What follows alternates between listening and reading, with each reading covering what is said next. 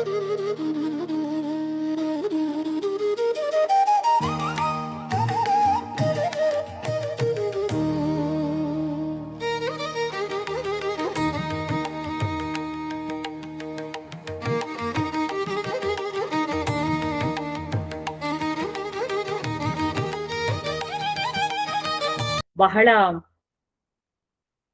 ಕ್ಷೇತ್ರ ಪರಿಣಿತರೆಲ್ಲ ಇಲ್ಲಿ ಮಾತನಾಡಿದ್ದಾರೆ.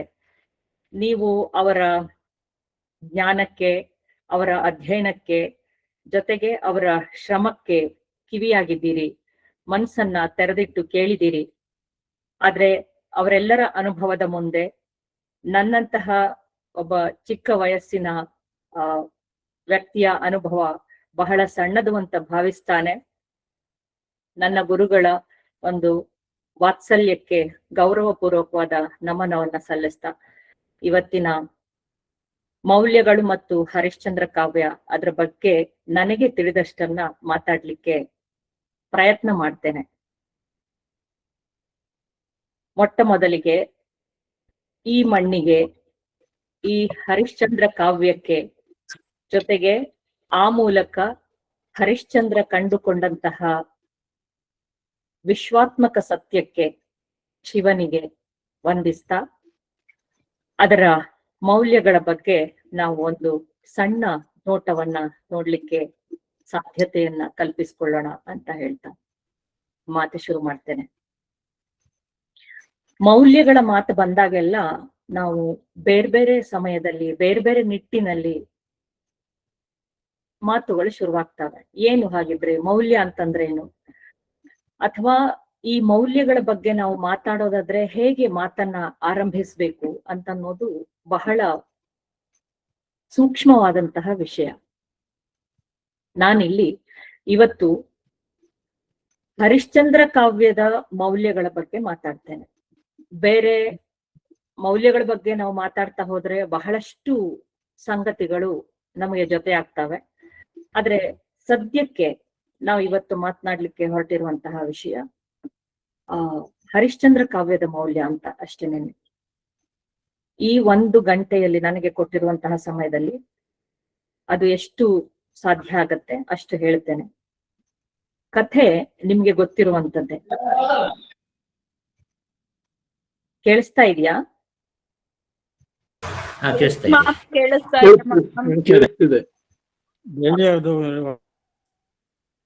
ಕಥೆ ಎಲ್ಲರಿಗೂ ಗೊತ್ತಿರುವಂತದ್ದು.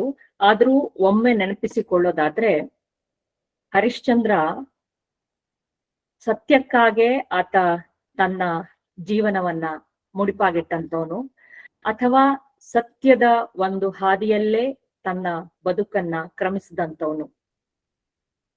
ಇದು ಈ ಕಥೆ ನಮಗೆ ಹೊಸದಲ್ಲ. ಯಾಕೆ ಅಂತಂದ್ರೆ ಇಡೀ ಒಂದು ನಮ್ಮ ಸಾಂಸ್ಕೃತಿಕ ಚರಿತ್ರೆಯೇ ಹರಿಶ್ಚಂದ್ರ ಕಾವ್ಯದಿಂದ ಅಥವಾ ಹರಿಶ್ಚಂದ್ರನ ಒಂದು ವ್ಯಕ್ತಿತ್ವದಿಂದ ನಮ್ಮನ್ನ ರೂಪುಗೊಳಿಸಿರುವಂತದ್ದು. ಅದು ದೇಸೀಯತೆ ಆಗಿರಬಹುದು ಅಥವಾ ಅಧ್ಯಯನದ ಮಾದರಿಯಲ್ಲಾಗಿರಬಹುದು. ಹರಿಶ್ಚಂದ್ರ ನಮ್ಗೆ ದಕ್ತಾ ಹೋಗ್ತಾನೆ. ಮತ್ತೆ ಸತ್ಯಕ್ಕೆ ಒಂದು ಸಂವಾದಿಯಾದಂತಹ ಹೆಸರಿರೋದಾದ್ರೆ ಅದು ಹರಿಶ್ಚಂದ್ರ ಅಂತ. ಎಷ್ಟೆಲ್ಲ ಇತಿಹಾಸವನ್ನ ಪ್ರೇರೇಪಿಸಿದಂತಹ ಒಂದು ವ್ಯಕ್ತಿತ್ವ ಅದು. ಈ ಹೊತ್ತಿಗೂ ನಾವು ಸತ್ಯ ಅಂತ ಬಂದು ಕೂಡ್ಲೆ ಇನ್ನೊಂದು ಸಂವಾದಿ ಪದ, ಅದಕ್ಕೆ ಅಷ್ಟೇ ಸರಿಯಾದ ಪದ ಅಂತಂದ್ರೆ ನಾವು ಹರಿಶ್ಚಂದ್ರ ಅಂತ ಹೇಳ್ತೀವಿ. ಅಷ್ಟರ ಮಟ್ಟಿಗೆ ಆತನ ವ್ಯಕ್ತಿತ್ವ, ಆತನ ಒಂದು ಕಥಾನಕಗಳು ನಮ್ಮ ಮನಸ್ಸನ್ನ ಬೆಳಗುತ್ತವೆ. ಸತ್ಯ ಹರಿಶ್ಚಂದ್ರನನ್ನ ನಾವು ಸತ್ಯವನ್ನ ಬೆಳಕು ಅಂತ ಅಂದುಕೊಳ್ಳೋದಾದ್ರೆ, ನಾವು ಭಾವಿಸೋದಾದ್ರೆ, ಅಥವಾ ಸತ್ಯವನ್ನ ಒಂದು ಜ್ಞಾನ, ಒಂದು ಜ್ಯೋತಿ, ಬೆಳಕು ಅಂತ ನಾವು ಭಾವಿಸೋದಾದ್ರೆ, ಹರಿಶ್ಚಂದ್ರ ಅದಕ್ಕೆ ನೆಳಲಾಗಿದ್ದಂಥವನು. ಆ ತರಹದ ವ್ಯಕ್ತಿತ್ವವನ್ನ ನಾವು ಹರಿಶ್ಚಂದ್ರನಲ್ಲಿ ಕಾಣುತ್ತೇವೆ. ಒಮ್ಮೆ ಕಥೆಯನ್ನ ನೆನ್ಪು ಮಾಡ್ಕೊಳ್ಳೋಣ. ಹರಿಶ್ಚಂದ್ರ ನುತಕಾಯ, ಜಿತಕಾಮ ಅಂತೆಲ್ಲ ಹೆಸರು ಮಾಡಿದಂಥವನು. ಆತನ ಒಂದು ಸಂದರ್ಭ, ಅವನ ಬಗ್ಗೆ ಇಂದ್ರನ ಒಡ್ಡೋಲಗದಲ್ಲಿ ವಸಿಷ್ಠರಿಗೆ ಮತ್ತೆ ವಿಶ್ವಾಮಿತ್ರರಿಗೆ ಒಂದು ಸಂವಾದ ನಡೆಯುತ್ತೆ. ಅದನ್ನ ಬೇಕಾದ್ರೆ ನಾವು ವಾದ ಅಂತ ಕೂಡ ಹೇಳಬಹುದು. ಆ ವಾದದಲ್ಲಿ ತುಂಬಿದ ಸಭೆಯ ಒಡ್ಡೋಲಗದಲ್ಲಿ ದೇವೇಂದ್ರ ಒಂದು ಮಾತನ್ನ ಕೇಳ್ತಾನೆ. ಈ ಭೂಮಂಡಲದಲ್ಲಿ ಯಾರಾದ್ರೂ ಸತ್ಯವನ್ನ ತಪ್ಪದೇ ನಡೆಸ್ಕೊಂಡು ಬಂದವರಿದ್ರೆ, ಅವ್ರು ಯಾರಾದ್ರೂ ಇದ್ರೆ ಅವರ ಹೆಸರನ್ನ ತನಗೆ ಹೇಳಿ ಅಂತ ಕೇಳ್ತಾನೆ. ತಕ್ಷಣ ವಸಿಷ್ಠರು ಹೇಳ್ತಾರೆ, ಅಂತವನೊಬ್ಬ ಇದ್ದಾನೆ. ಯಾರು ಅಂತ ಕೇಳಿದ್ರೆ, ಇಕ್ಷ್ವಾಕು ಕುಲದ ದೊರೆ ಹರಿಶ್ಚಂದ್ರ ಭೂಪಾಲ ಸತ್ಯವನ್ನ ಆಚರಿಸಿಕೊಂಡು ಬರ್ತಾ ಇರುವಂತಹ, ತನ್ನ ಜೀವನದಲ್ಲಿ ಒಮ್ಮೆಯೂ ಕೂಡ ಸುಳ್ಳನ್ನ ಹೇಳದೇ ಇರುವಂತಹ ಒಬ್ಬ ಸತ್ಯ ಪಾಲಕ ರಾಜ, ಭೂಮಂಡಲವನ್ನ ಆಳುವಂತಹ ಅರಸ ಅಂತ ಹೇಳ್ತಾರೆ. ಅದನ್ನ ಪುರಸ್ಕರಿಸ್ತಾ ಇದ್ದಾಗ ಇಂದ್ರ ತಕ್ಷಣ ವಿಶ್ವಾಮಿತ್ರರಿಗೆ ಕೋಪ ಬಂತಂತೆ. ಯಾರವನು ಹರಿಶ್ಚಂದ್ರನ ಬಗ್ಗೆ ಮಾತಾಡ್ತಾನಲ್ಲ ಅಂತ ಅನ್ಕೊಂಡು. ಆಗ ತಕ್ಷಣ ಅವರು ಕೇಳ್ತಾರೆ, ಏನು ಅಂತ ಕೇಳಿದ್ರೆ, ಹರಿಶ್ಚಂದ್ರ ಕುಸಿದಿದ್ದಾನೆ ಅಥವಾ ಸುಳ್ಳನ್ನ ಆಡಿದ್ದಾನೆ, ಮಗನ ವಿಷಯದಲ್ಲಿ ಸುಳ್ಳನ್ನ ಆಡಿದ್ದಾನೆ ಅವನು, ನೀನ್ ಹೇಗೆ ಇದನ್ನ ಹೇಳ್ತೀಯ ಅಂತ ಹೇಳ್ಕೊಂಡು ಅವರಿಬ್ಬರಲ್ಲಿ ಸಂಭಾಷಣೆ ಆಗತ್ತೆ. ಆ ಸಂಭಾಷಣೆಯಲ್ಲಿ ಇಬ್ಬರು ಮುನಿಗಳು ವಾದವನ್ನ ಮಾಡ್ಕೊಳ್ತಾರೆ. ಯಾವ ತರಹದ ವಾದ ಉಂಟಾಗತ್ತೆ ಅಂತಂದ್ರೆ, ಬಹುಶಃ ಇಡೀ ಪ್ರಪಂಚ ನಾಶ ಆಗಬಹುದು ಅನ್ನೋ ತರ ಅವರು ವಾದ ಮಾಡ್ಕೊಳ್ತಾರೆ. ಇಬ್ಬರು ಮುನಿಗಳ ನಡುವೆ ನಡೆದಂತಹ ಈ ವಾದದಲ್ಲಿ ಗಿಡುವಿನ ಹೊರೆ ಮಧ್ಯದಲ್ಲಿರುವಂತಹ ಕೋಣನೆರಡು ಹೊರೆ ಮಧ್ಯದಲ್ಲಿರುವಂತಹ ಗಿಡುವಿಂಗೆ ಮುಳಿತು ಅಂತ ಅನ್ನುವ ಮಾತನ್ನ ಹೇಳ್ತಾ, ಅಂದ್ರೆ ಎರಡು ಕೋಣಗಳು ಹೋರಾಟ ಮಾಡ್ಕೊಂಡ್ರೆ ತೊಂದರೆ ಆಗೋದು ಕೋಣಗಳಿಗಲ್ಲ, ಮಧ್ಯೆ ಇರುವಂತಹ ಗಿಡಕ್ಕೆ ಅಂತ ರಾಘವಾಂಕ ಅದನ್ನ ತುಂಬಾ ಚೆನ್ನಾಗಿ ವರ್ಣಿಸ್ತಾನೆ. ಹಾಗಾಯ್ತು ಹರಿಶ್ಚಂದ್ರನ ಕಥೆ. ಆಗ ವಸಿಷ್ಠರ್ ಹೇಳ್ತಾರೆ, ಹರಿಶ್ಚಂದ್ರ ಏನಾದ್ರೂ ಸುಳ್ಳಾಡಿದ್ರೆ ನಾನು ನನ್ನ ತಪಸ್ಸೆಲ್ಲವನ್ನ ಬಿಟ್ಟು, ನನ್ನ ಹೆಂಡತಿಯನ್ನು ಬಿಟ್ಟು ದಕ್ಷಿಣಾಭಿಮುಖವಾಗಿ ಸುರಕಪಾಲದಲ್ಲಿ ನರಕಪಾಲದಲ್ಲಿ ಸುರೆಯನ್ನ ಕುಡಿತಾ ನಾನು ಹೊರಟು ಹೋಗ್ತೇನೆ ದಕ್ಷಿಣಾಭಿಮುಖವಾಗಿ ಅಂತ ಪ್ರತಿಜ್ಞೆ ಮಾಡ್ತಾರೆ. ನಾರದ ಬಂದು ವಿಶ್ವಾಮಿತ್ರರನ್ನ ಕೇಳ್ತಾರೆ, ನೀನೇನ್ ಮಾಡ್ತೀಯಾ ಅಂತ ಅನ್ಕೊಂಡು. ವಿಶ್ವಾಮಿತ್ರ ಕೂಡ ಪ್ರತಿಜ್ಞೆ ಮಾಡ್ತಾನೆ, ಇಲ್ಲ, ನಾನು ಕೂಡ ನನ್ನ ತಪಸ್ಸಿನ ಎಲ್ಲವನ್ನ ಧಾರೆ ಎರೆದ್ಬಿಟ್ಟು ನಾನು ಹೊರಟು ಹೋಗ್ತೇನೆ, ವಿಶ್ವಾಮಿತ್ರನಿಗೆ ಹರಿಶ್ಚಂದ್ರನಿಗೆ ಧಾರೆ ಎರಿತೇನೆ ನಾನು ಅಂತ ಹೇಳ್ತಾನೆ. ಅಲ್ಲಿಗೆ ಹರಿಶ್ಚಂದ್ರ ಮಧ್ಯದ ಮರವಾಗ್ತಾನೆ. ಇದೆರಡು ಗುಡುಗುಡಿಸುವ ಕೋಣಗಳಾಗ್ತವೆ. ಅಂದ್ರೆ ಈ ಹೋಲಿಕೆ ನಾನು ಮಾಡಿದ್ದಲ್ಲ, ರಾಘವಾಂಕ ಕೊಟ್ಟಿರುವಂತಹ ಹೋಲಿಕೆ. ಸರಿ, ಹರಿಶ್ಚಂದ್ರನ ಒಂದು ತುಂಬಾ ಸುಂದರವಾದ ದಿನಗಳು ಮುಗಿದು ಅವನಿಗೆ ಪರೀಕ್ಷೆಯ ದಿನಗಳು ಎದುರಾಗ್ತವೆ. ಇದನ್ನ ಹರಿಶ್ಚಂದ್ರ ಕಾವ್ಯದಲ್ಲಿ ತುಂಬಾ ಸುಂದರವಾಗಿ ರಾಘವಾಂಕ ಕಟ್ಕೊಡ್ತಾ ಹೋಗಿದ್ದಾನೆ. ಹರಿಶ್ಚಂದ್ರ ಹೇಗಿದ್ನಂತೆ ಅಂತ ಕೇಳಿದ್ರೆ, ಆತನ ವ್ಯಕ್ತಿತ್ವವನ್ನ ಚಿತ್ರಿಸ್ತಾರೆ ಅಲ್ಲಿ. ಏನಂತ ಕೇಳಿದ್ರೆ, ಆತ ಸೂರ್ಯನಿಗೂ ತೇಜಸ್ಸನ್ನ ಕೊಡುವಂತವನು, ಶಶಿಗೆ ತಂಪನ್ನ ಕೊಡುವಂತವನು, ಇಂದ್ರನಿಗೆ ವೈಭವವನ್ನ ಕೊಡುವಂತಹ, ಅಥವಾ ಗಂಗೆಗೆ ಪಾವಿತ್ರ್ಯವನ್ನ ಕೊಡುವಂತಹ, ಅಥವಾ ತಾರೆಗಳಿಗೆ ಹೊಳಪನ್ನ ಕೊಡುವಂತಹ, ಪರಾಕ್ರಮದಲ್ಲಿ ಯಮನನ್ನ ಮೀರಿಸುವಂತವನು, ಕೋಪದಲ್ಲಿ ರುದ್ರನನ್ನ ಮೀರಿಸುವಂತವನು. ಈ ತರಹದ ಒಂದು ವಿಶೇಷಣಗಳನ್ನೆಲ್ಲ ಅವನಿಗೆ ಹೇಳ್ತಾ ಹೋಗ್ತಾನೆ ರಾಘವಾಂಕ. ಅಂತಹ ಒಬ್ಬ ವ್ಯಕ್ತಿ ರಾಜನಾಗಿಯೂ ಮತ್ತೆ ಮನುಷ್ಯನಾಗಿಯೂ ವ್ಯಕ್ತಿಯಾಗಿಯೂ ಗೆಲ್ತಾನೆ. ಇಲ್ಲಿಂದ ನಾವು ಒಂದು ಮೌಲ್ಯದ ಚರ್ಚೆಯನ್ನ ತೆಗೆದುಕೊಳ್ಳೋಣ. ಜೊತೆಗೆ ಕಥೆಯನ್ನು ಕೂಡ ಮುಂದುವರಿಸ್ಕೊಂಡು ಹೋಗೋಣ. ನೋಡಿ, ಹರಿಶ್ಚಂದ್ರ ಈ ನಮ್ಮ ಕಾಲದ ಮೌಲ್ಯ ಆತ. ನಾನು ಹರಿಶ್ಚಂದ್ರನನ್ನೇ ಈ ಕಾಲದ ಮೌಲ್ಯ ಅಂತ ಹೇಳಲಿಕ್ಕೆ ಇಷ್ಟಪಡ್ತೇನೆ. ಯಾಕೆಂದ್ರೆ ಪ್ರತಿಯೊಬ್ಬ ವ್ಯಕ್ತಿಗಳಿಗೂ ಎರಡು ಮುಖ ಇರುತ್ತೆ. ಯಾವುದು ಅಂತ ಕೇಳಿದ್ರೆ, ಒಂದು ಸಾಮಾಜಿಕವಾದದ್ದು, ಇನ್ನೊಂದು ವೈಯಕ್ತಿಕವಾದದ್ದು. ಬರೀ ಸಾಮಾಜಿಕವಾದ ಅಥವಾ ವೈಯಕ್ತಿಕ ಹೋರಾಟವೇ ಇಲ್ಲದಂತಹ ಒಂದು ವ್ಯಕ್ತಿತ್ವ ಇದ್ರೂ ಕೂಡ ಅದು ಬಹಳ ದೊಡ್ಡದನ್ನೇನನ್ನೂ ಸಾಧಿಸಲಾರದು.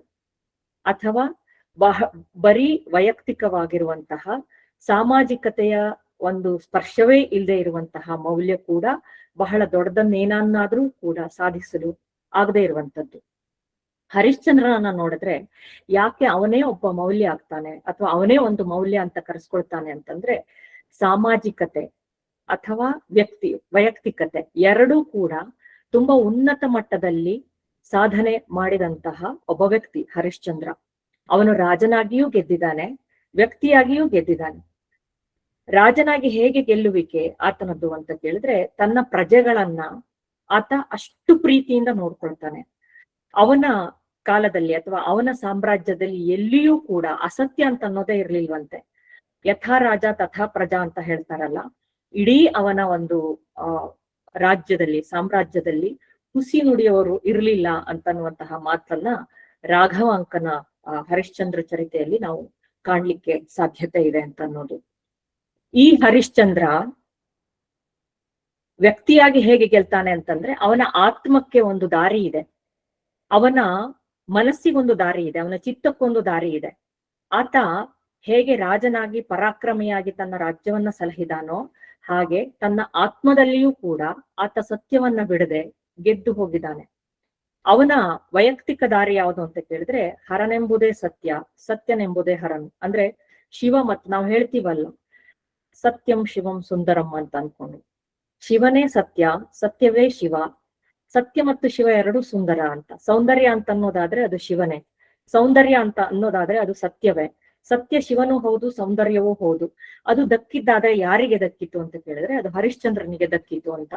ಕಥಾನಕವನ್ನ ಮತ್ತೆ ಮತ್ತೆ ನಾವು ಮೆಲುಕು ಹಾಕೋದಾದ್ರೆ ನೋಡಿ, ಹರಿಶ್ಚಂದ್ರ ಆ ಕಾಲದ ಅತಿ ದೊಡ್ಡ ಅರಸು. ಅವನಿಗೆ ಆ ಒಂದು ಕಾಲಘಟ್ಟದಲ್ಲಿ ಕೊರತೆಯೇ ಇರ್ಲಿಲ್ಲ, ಅವನಿಗೆ ಎಲ್ಲವೂ ಇತ್ತು. ಅವನಿಗೆ ವೈಭವ ಇತ್ತು, ಪರಾಕ್ರಮ ಇತ್ತು. ಹರಿಶ್ಚಂದ್ರ ಚರಿತೆಯಲ್ಲಿ ಬರುತ್ತೆ, ಹರಿಶ್ಚಂದ್ರನ ಬೆಳ್ಗೊಡೆಯನ್ನ ನೋಡಿಯೇ ಅನೇಕ ದೇವತೆಗಳು, ಮನುಷ್ಯ ಮಾತ್ರ ಅಲ್ಲ, ಅನೇಕ ದೇವತೆಗಳು, ಅನೇಕ ರಾಜರುಗಳು ಅಥವಾ ಶಶಿತಾರೆಗಳು ಕೂಡ ಗೌರವವನ್ನು ಸೂಚಿಸುತ್ತಿದ್ವಂತೆ. ಅಷ್ಟರ ಮಟ್ಟಿಗಿನ ಪರಾಕ್ರಮಿ ಆತ, ಅಷ್ಟರ ಮಟ್ಟಿಗಿನ ಪ್ರಜಾಪಾಲಕ. ಆತನ ಒಂದು ಆಡಳಿತದ ವಿಷಯಕ್ಕೆ ಬಂದ್ರೆ, ಎಲ್ಲಿಯೂ ಕೂಡ ಅವನ ರಾಜ್ಯದಲ್ಲಿ ಅಸಂತೋಷಿಗಳಿರ್ಲಿಲ್ಲ, ಅಸಂತುಷ್ಟರಿರ್ಲಿಲ್ಲ, ಅಥವಾ ಅಸತ್ಯ ನುಡಿಯೋರು ಇರ್ಲಿಲ್ಲ, ಅಥವಾ ಯಾರು ಕೂಡ ತನ್ನ ಜೀವನ ಹೀಗಾಯ್ತಲ್ಲ ಅಂತ ಕೊರಗುವವರು ಮರುಗೋರು ಇರ್ಲಿಲ್ಲಂತೆ. ಇಡೀ ಆ ರಾಜ್ಯದ ಪ್ರಜೆಗಳೆಲ್ಲರೂ ನೆಮ್ಮದಿಯಿಂದ, ಸಂತೋಷದಿಂದ ಅವನ ಏಕಛತ್ರದ ಆಡಳಿತದ ಛಾಯೆಯಲ್ಲಿ ಅತ್ಯಂತ ಒಳ್ಳೆಯ ಬದುಕನ್ನ ಕಾಣ್ತಾ ಇದ್ರು ಅನ್ನುವ ವಿವರಗಳೆಲ್ಲ ಅದರಲ್ಲಿ ಸಿಗ್ತಾ ಹೋಗ್ತವೆ. ಹಾಗೆ ನಿಮಗೆ ಕಥೆ ಗೊತ್ತಿರೋದ್ರಿಂದ ನಾನು ಮತ್ತೆ ಈ ಕಥೆಯನ್ನ ಹೆಚ್ಚು ಬೆಳೆಸ್ಲಿಕ್ಕೆ ಹೋಗೋದಿಲ್ಲ. ಅವನಿಗೆ ಒಂದು ಕಷ್ಟ ಬರುತ್ತೆ. ಪ್ರಜೆಯನ್ನ ಪರಿಪಾಲಿಸ್ತಾ ಇದ್ದಂತಹ ಹರಿಶ್ಚಂದ್ರನಿಗೆ ವಿಶ್ವಾಮಿತ್ರ ಪರೀಕ್ಷೆ ಒಡ್ಡುತ್ತಾನೆ, ಮಾಯಾ ಮೃಗಗಳನ್ನ ಸೃಷ್ಟಿ ಮಾಡ್ತಾನೆ. ವಸಂತ ಉತ್ಸವದ ಸಂಭ್ರಮದಲ್ಲಿ ಇರುವಂತಹ ಹರಿಶ್ಚಂದ್ರ ಮಹಾರಾಜ ಪ್ರಜೆಗಳ ಕೂಗನ್ನ ಕೇಳಬೇಕಾದಂತಹ ಒಂದು ಸಂದರ್ಭವನ್ನ ವಿಶ್ವಾಮಿತ್ರ ತನ್ನ ತಪಶಕ್ತಿಯ ಮಾಯೆಯಿಂದ ಸೃಷ್ಟಿ ಮಾಡ್ತಾನೆ. ಏನ್ ಮಾಡ್ತಾನೆ ಆತ? ಈ ಹರಿಶ್ಚಂದ್ರನ ರಾಜ್ಯವನ್ನ ನೋಡ್ತಾನೆ. ರಾಜ್ಯದಲ್ಲಿ ಎಲ್ಲರೂ ನೆಮ್ಮದಿಯಿಂದ ಇರ್ತಾರೆ. ಅದು ವಸಂತ ಮಾಸದ ಉತ್ಸವದ ಒಂದು ಸಂಭ್ರಮದ ದಿನಗಳಲ್ಲಿ ಇರ್ತಾರೆ. ಅಂತಹ ಸಂಭ್ರಮದ ದಿನಗಳಲ್ಲಿ ಇರುವಂತಹ ಅವರನ್ನ ನೋಡಿದಾಗ ಇವನಿಗೆ ಸ್ವಲ್ಪ ಹೊಟ್ಟೆ ಕಿಚ್ಚಾಗ್ತದೆ. ಹೇಗಪ್ಪ ಇಂತಹ ಒಬ್ಬ ರಾಜನನ್ನ ಸುಳ್ಳಿನ ಸುಳಿಯಲ್ಲಿ ಸಿಕ್ಸೋದು ಅಂತನ್ನೋದನ್ನ ಆತ ಯೋಚನೆ ಮಾಡ್ತಾನೆ. ಏನು ಮಾಡೋದು? ಹರಿಶ್ಚಂದ್ರನ ರಾಜ್ಯ ಅತ್ಯಂತ ಸುಭಿಕ್ಷವಾಗಿತ್ತಂತೆ. ಮಧುರವಾದ ಹಣ್ಣುಗಳಿಂದ, ಫಲಗಳಿಂದ ಅಥವಾ ಹೊಲದಲ್ಲಿಯ ಭತ್ತದ ತೆನೆಗಳಿಂದ ಸಮೃದ್ಧವಾದ ರಾಜ್ಯ ಆಗಿತ್ತು. ವಿಶ್ವಾಮಿತ್ರ ಅದನ್ನ ನೋಡಿದಾಗ ಆತನಿಗೆ ಒಂದು ಉಪಾಯ ಹೊಳೆಯತ್ತಂತೆ. ಏನು ಅಂತ ಕೇಳಿದ್ರೆ, ಇವನ ರಾಜ್ಯದಲ್ಲಿ ಕೊನೆಯ ಪಕ್ಷ ಕಾಡು ಪ್ರಾಣಿಗಳ ಕಾಟವನ್ನಾದ್ರೂ ನಾನು ಕೊಡೋಣ ಅಂತ ಅನ್ಕೊಂಡು, ಸರಿ ಮಾಯಾ ಶಕ್ತಿಯಿಂದ ವಿಶ್ವಾಮಿತ್ರರು ಕಾಡು ಪ್ರಾಣಿಗಳ ಕಾಟವನ್ನ ಸೃಷ್ಟಿಸ್ತಾರೆ. ದಾರಿಯಲ್ಲಿ ಹೋಗುವಂತಹ ಹಸುಗಳನ್ನ ಹುಲಿ ಹಿಡಿದು ಕೊಂದು ಹಾಕತ್ತೆ. ಸಣ್ಣ ಪುಟ್ಟ ಮೊಲಗಳನ್ನ ಹಿಂಸ್ರ ಪಶುಗಳು ತಿಂದು ಮುಗಿಸ್ತಾವೆ. ಹೊಲಗದ್ದೆಗಳಿಗೆ ನೇರವಾಗಿ ಆನೆಗಳು ದಾಳಿ ಮಾಡ್ತಾವೆ. ಹೀಗೆ ಅನೇಕ ರೀತಿಯ ಕಾಟಗಳನ್ನ ಕೊಡ್ತಾರೆ. ಮನುಷ್ಯರನ್ನ ಹಿಡಿದಾಕ್ಲಿಕ್ಕೆ ಅಂತ ಕ್ರೂರ ಪ್ರಾಣಿಗಳು ಕಾಡಿನಿಂದ ನಾಡಿಗೆ ಓಡಿ ಬರ್ತಾವೆ.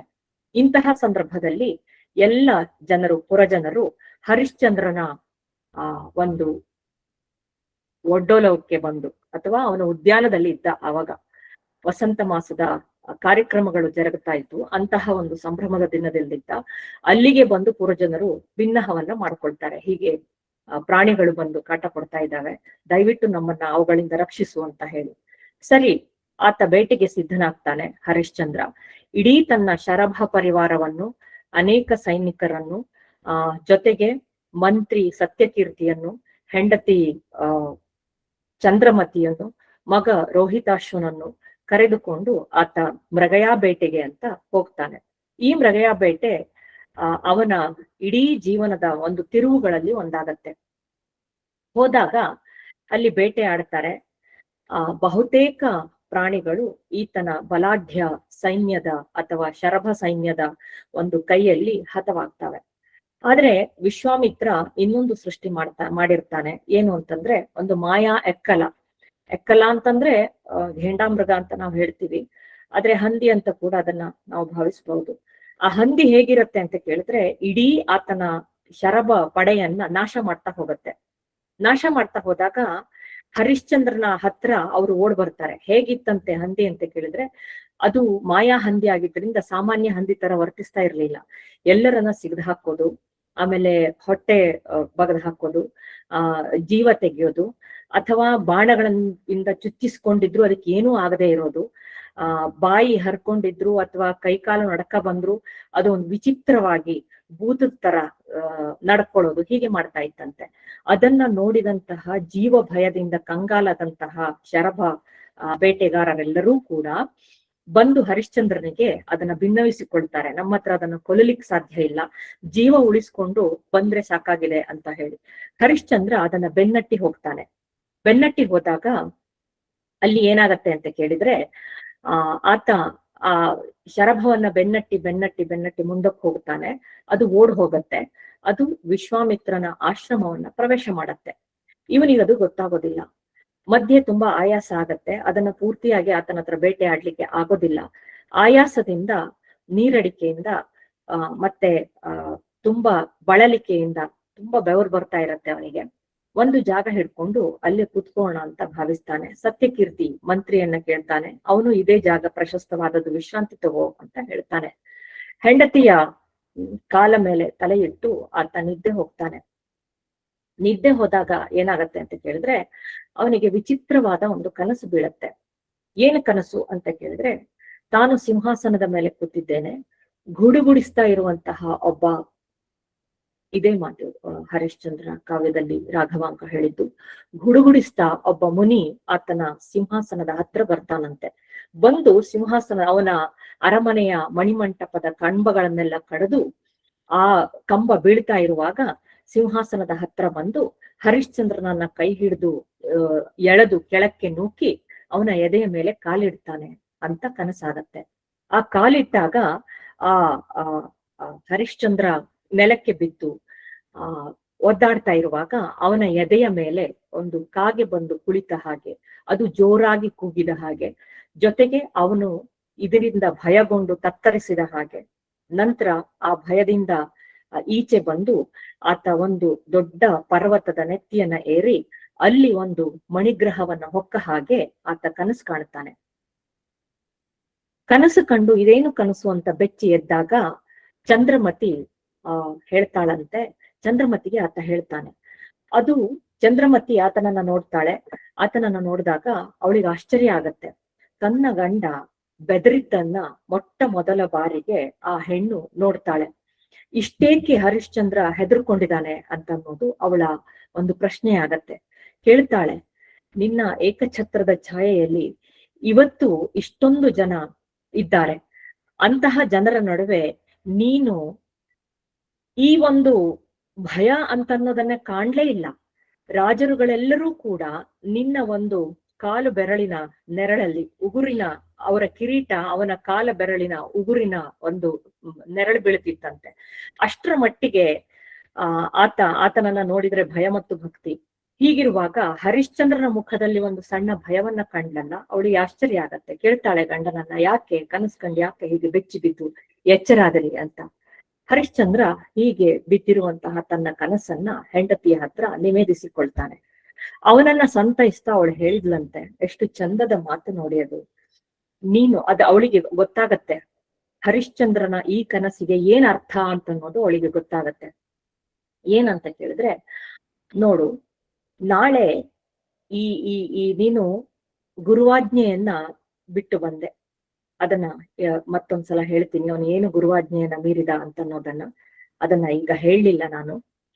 ಹೆಂಡತಿ ಅವನ ಹತ್ರ ಹೇಳ್ತಾಳೆ, ಗುರುವಾಜ್ಞೆಯನ್ನ ಆ ಕೆಟ್ಟ ಒಂದು ಮನಸ್ಥಿತಿ, ಈಗ ಒಂದು ಪಾಪ ಪ್ರಜ್ಞೆ ನನ್ನ ಕಾಡ್ತಾ ಇದೆ.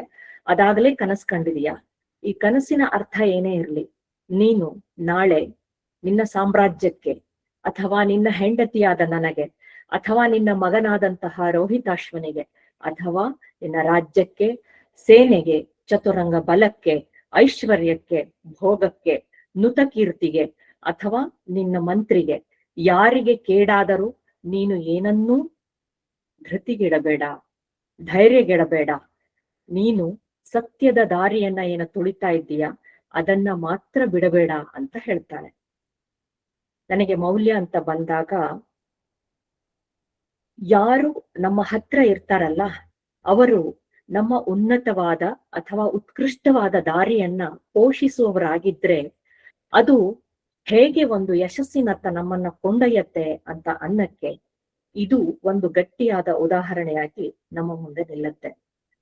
ಅವಳು ಹೇಳ್ತಾಳೆ ನೋಡಿ, ಒಬ್ಬ ಹೆಂಡತಿಯಾಗಿ ಗಂಡನಿಗೆ ಅದರ ಅರ್ಥವನ್ನ ಹೇಳಿ ಅವಳು ಭಯಪಡಿಸೋದಿಲ್ಲ. ಅವಳು ಏನ್ ಹೇಳ್ತಾಳೆ ಅಂತ ಕೇಳಿದ್ರೆ, ಅದಾಗ್ಲೇ ಹೇಳ್ದ ಹಾಗೆ, ನನಗೆ ತೊಂದರೆ ಆದ್ರೂ ಆಗಲಿ, ನನ್ನನ್ನ ಕಳ್ಕೊಳ್ಳುವ ಪರಿಸ್ಥಿತಿ ಬಂದ್ರೂ ಬರ್ಲಿ, ಮಗ ರೋಹಿತಾಶ್ವನನ್ನ ಕಳೆದುಕೊಳ್ಳುವ ಪರಿಸ್ಥಿತಿ ಬಂದ್ರೂ ಬರ್ಲಿ, ರಾಜ್ಯಕ್ಕೆ ತೊಂದರೆ ಆದ್ರೂ ಆಗಲಿ, ಮಂತ್ರಿಗೆ ತೊಂದರೆ ಆದ್ರೂ ಆಗಲಿ, ಇಡೀ ನಿನ್ನ ಐಶ್ವರ್ಯ, ಅಂತಸ್ತು, ಭೋಗ, ಅಥವಾ ಯಾವ ಅಷ್ಟೈಶ್ವರ್ಯ ಜೊತೆಗೆ ನೀನ್ ಈಗಾಗಲೇ ಗಳಿಸಿಕೊಂಡಂತಹ ಹೆಸರಿನ ಕೀರ್ತಿ, ನುತ ಕೀರ್ತಿ ಅಂತ ಅಂದ್ರೆ ಏನು ಕಳಂಕವಿಲ್ಲದ ಕೀರ್ತಿ, ಇದಿಷ್ಟರಲ್ಲಿ ಯಾವುದಕ್ಕೆ ತೊಂದರೆ ಬಂದರೂ ನೀನು ಯೋಚಿಸ್ಬೇಡ, ಆದ್ರೆ ಸತ್ಯದ ದಾರಿಯನ್ನ ನೀನು ಬಿಡಬೇಡ ಅಂತ. ನನಗೆ ಇದು ಪರಮ ಮೌಲ್ಯವಾಗಿ ಕಾಣಿಸ್ಕೊಳ್ಳುತ್ತೆ ರಾಘವಾಂಕನ ಕಾವ್ಯದಲ್ಲಿ. ಅದನ್ನ ರಾಘವಾಂಕ ಬಹಳ ಸುಂದರವಾಗಿ ತನ್ನದೇ ಪದಗಳಲ್ಲಿ ಆತ ಕಟ್ಟುಕೊಟ್ಟಿದ್ದಾನೆ. ಹೇಳಿದಾಗ ಅವನು ಒಪ್ಪುಕೊಳ್ತಾನೆ ಅದನ್ನ. ಮತ್ತೊಮ್ಮೆ ಆತ ಅದನ್ನ ಪರಿಭಾವಿಸಿಕೊಳ್ತಾನೆ, ಹೌದು ನಾನು ಸತ್ಯದ ದಾರಿಯಲ್ಲಿದ್ದೇನೆ, ತಪ್ಪಿ ನಡೆಯಬಾರದು, ಅದ್ ಏನೇ ಕಷ್ಟ ಬರ್ಲಿ, ಏನೇ ತೊಂದರೆ ಆಗ್ಲಿ ಅಂತ. ಅವನಿಗೆ ಯಾಕೆ ಪಾಪ ಪ್ರಜ್ಞೆ ಕಾಡ್ತಾ ಇರತ್ತೆ ಅಂತಂದ್ರೆ, ಆತ ಮೃಗಯಾ ಬೇಟೆಗೆ ಹೊರಡುವಾಗ ಮಧ್ಯೆ ಪಂಪಾ ಕ್ಷೇತ್ರದಲ್ಲಿ, ರಾಘವಾಂಕ ಅದನ್ನ ಪಂಪ ಅಂತ ಕ್ಷೇತ್ರ ಅಂತ ಹೇಳಿದಾನೆ, ಅದು ಮೂಲದಲ್ಲಿ ಕಾಶಿ ಅಂತ ಇದೆ ಅಂತ ನೆನಪು. ಆತ ಪಂಪಾ ಕ್ಷೇತ್ರಕ್ಕೆ ಬಂದಾಗ ಪರಾಶರ ಮಹರ್ಷಿಗಳು ಭೇಟಿ ಆಗ್ತಾರೆ. ಪರಾಶರ ಮಹರ್ಷಿಗಳು ಹೇಳಿದ್ರಂತೆ ಯಾರತ್ರ? ಹರಿಶ್ಚಂದ್ರನ ಹತ್ರ.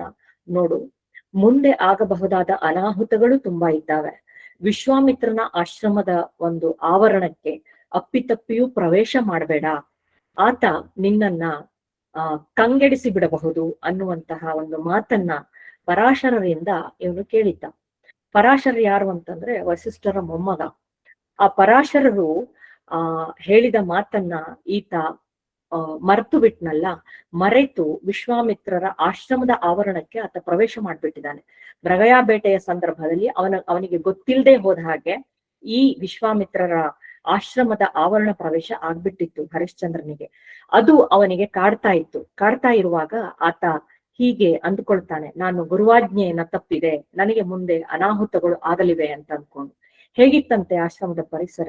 ವಿಶ್ವಾಮಿತ್ರ ಪದದ ಅರ್ಥವೇ ಅದು, ವಿಶ್ವಕ್ಕೆಲ್ಲ ಆತ ಮಿತ್ರ ಅಂತ ಅನ್ನೋದು. ಅಲ್ಲಿ ಸ್ವಭಾವ ಸಹಜವಾಗೇ ಇರುವಂತಹ ವೈರವನ್ನ ಅವು ಮರೆತಾವಂತೆ, ಯಾವುದೇ ಪ್ರಾಣಿ ಇರ್ಲಿ, ಪಕ್ಷಿ ಇರ್ಲಿ, ಜೀವ ಜಂತುಗಳು.